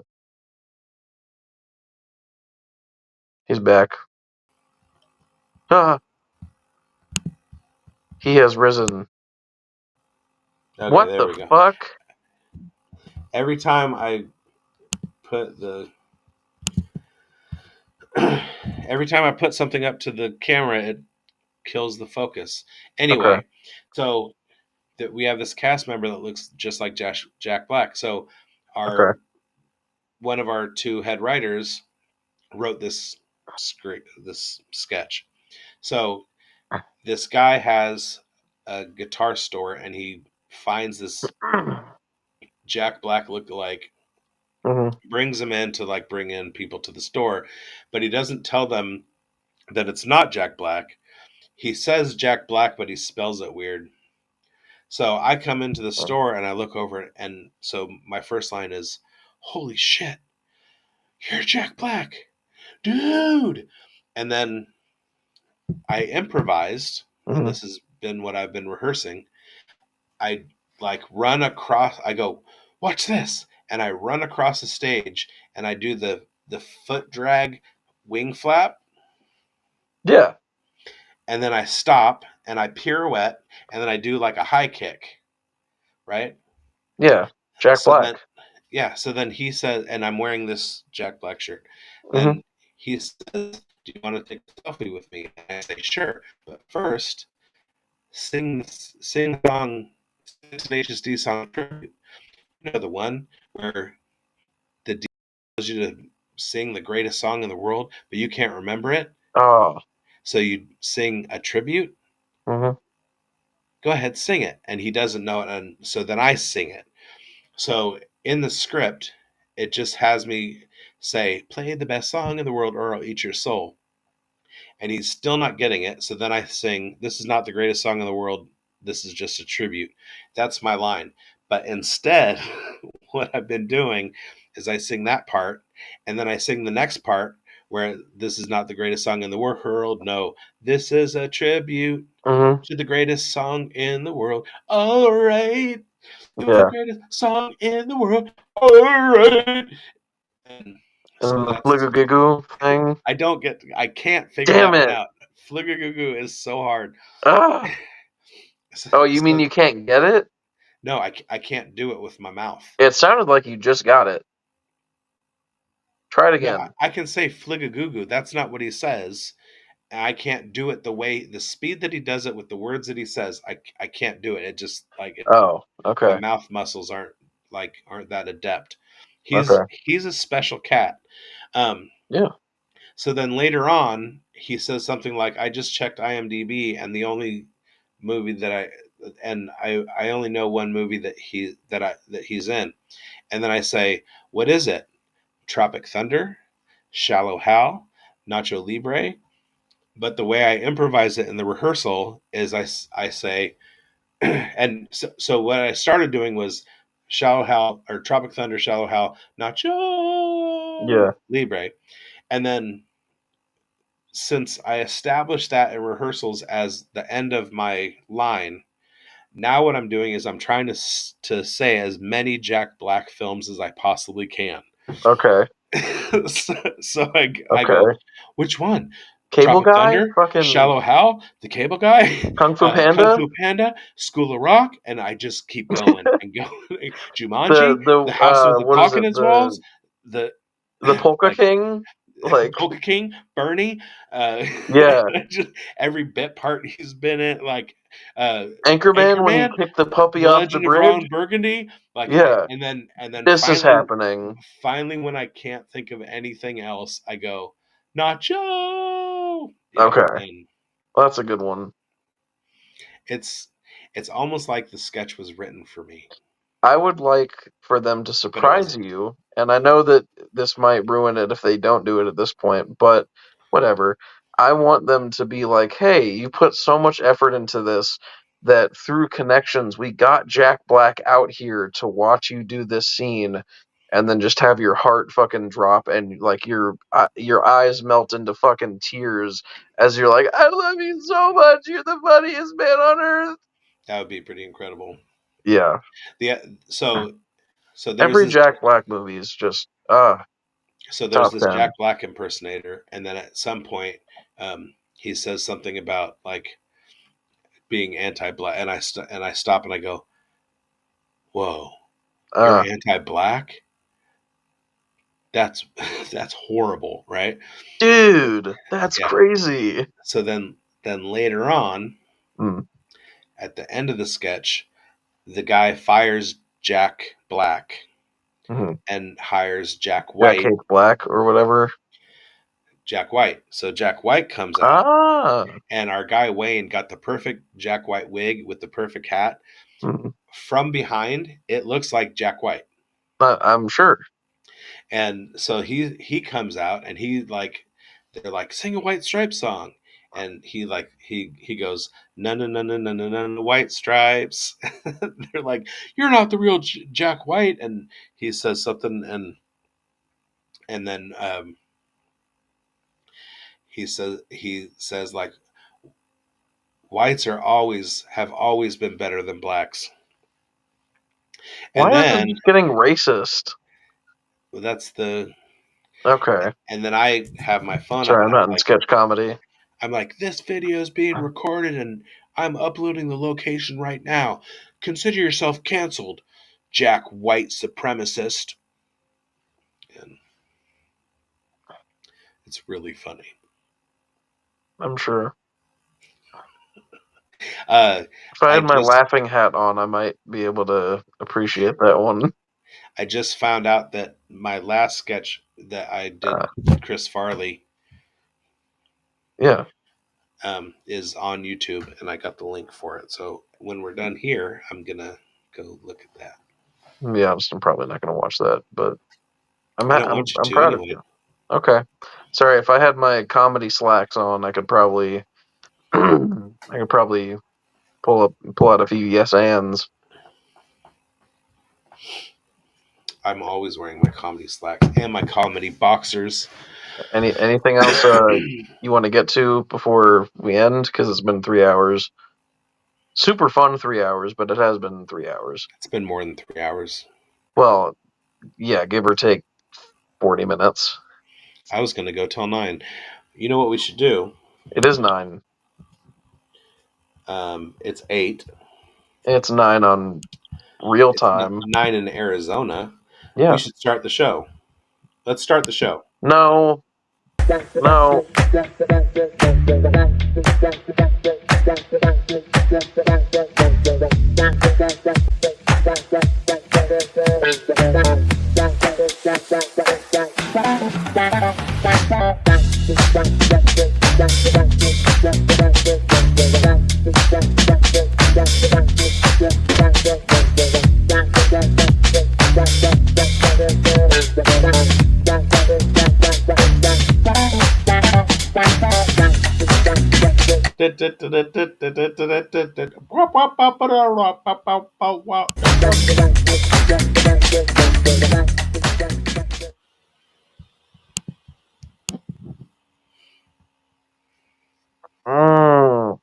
Do you believe now?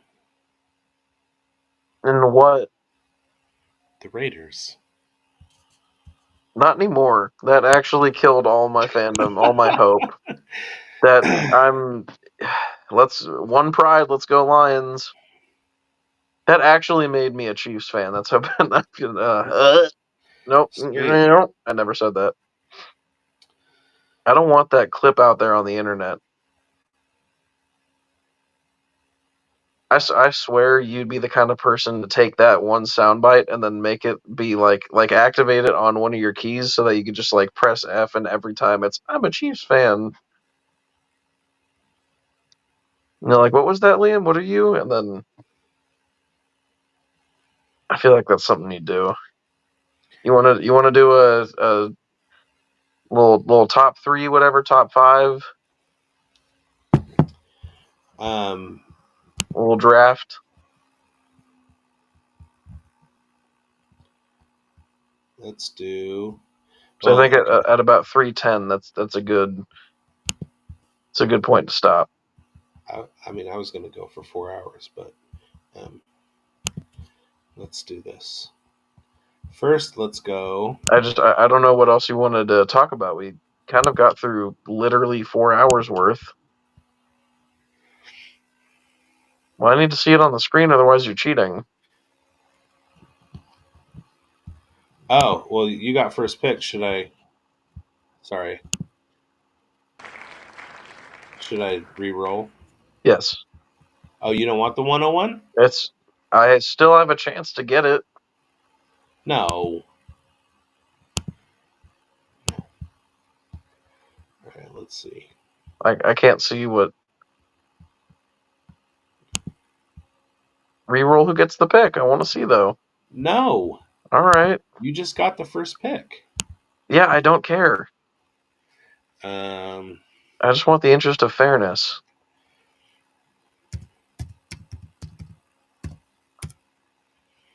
But sure, I guess I'll take the first pick.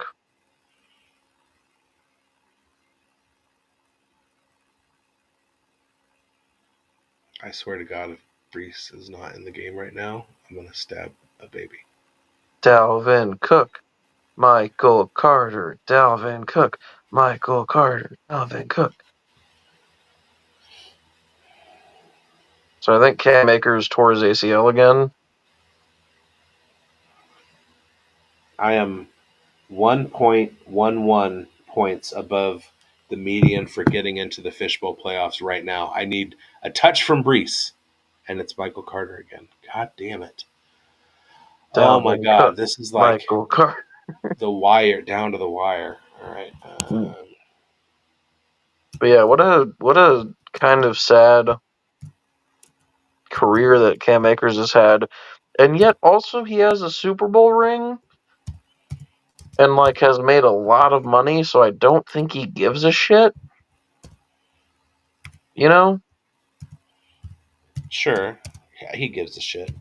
I mean, maybe he does, but I feel like regardless of how many years I've played, regardless of my numbers, the day that I win a ring, like as they're giving me the interview, I literally announce to the world, I'm retiring. I'm going out on top.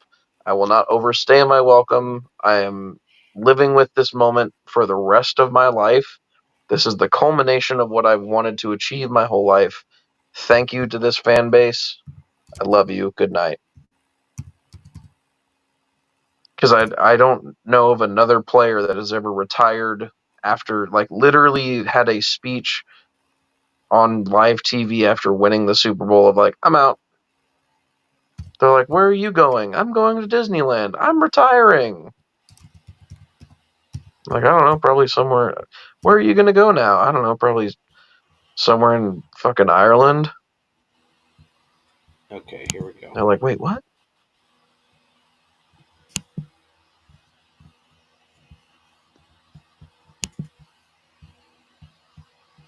Okay.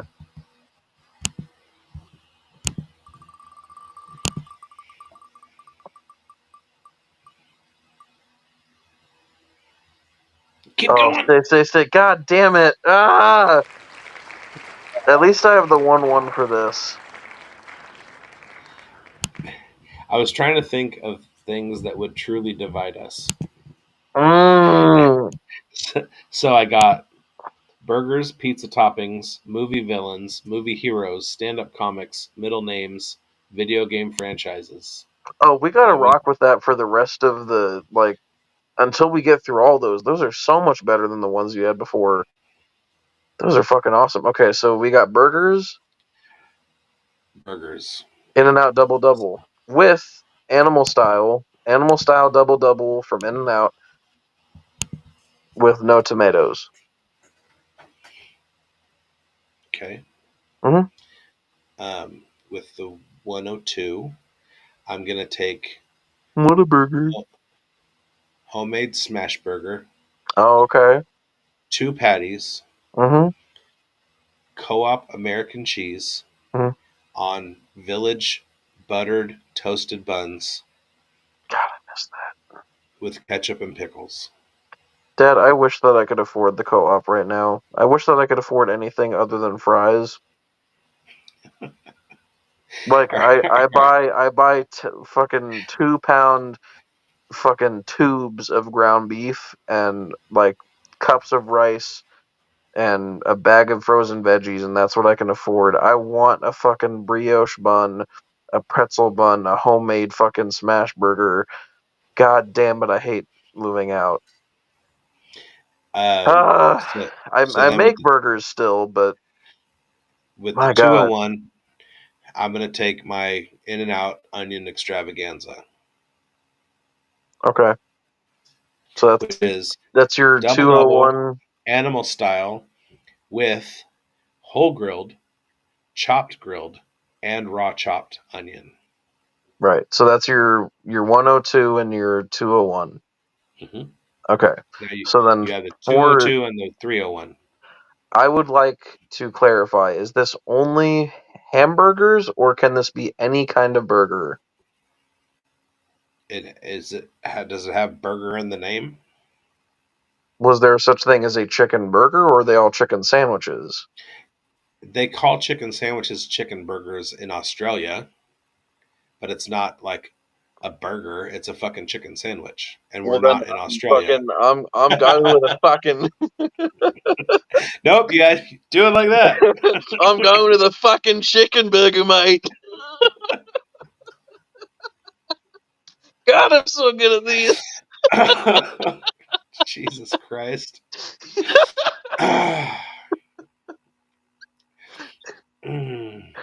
Chicken burger with my 202. Will Struck.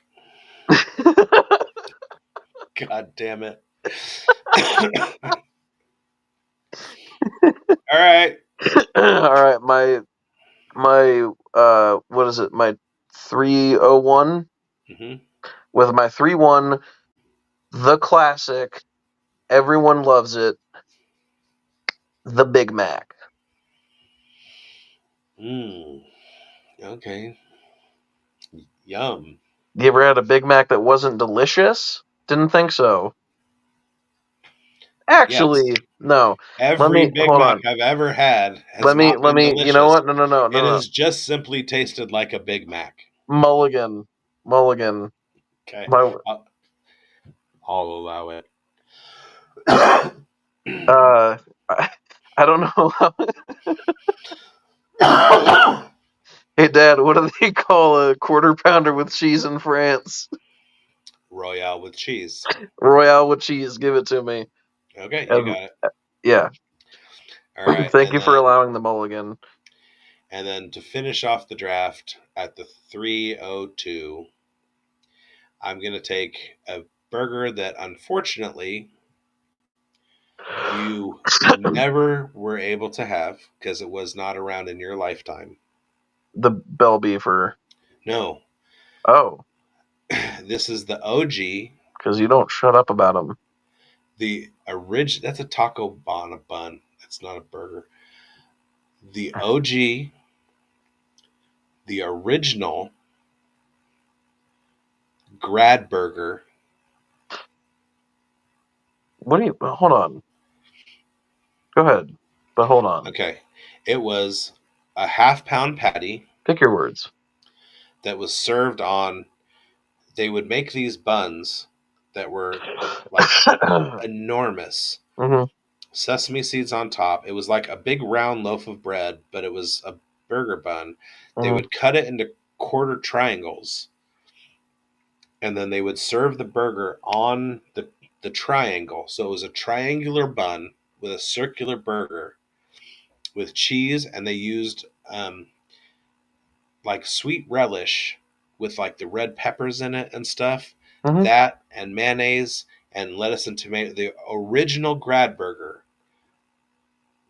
Unfortunately, you never got it, but it's the perfect 302, and it should be the 101, but you never had any chance. Yeah, I think. I mean, look, the grad still had some badass burgers. Hang on. The Fire TV's in here. So I can't watch that one? Not yet. That's fine. I'll go to sleep. We're almost done. I'll go to sleep. Yeah. Rebecca, everybody. Hi, Rebecca.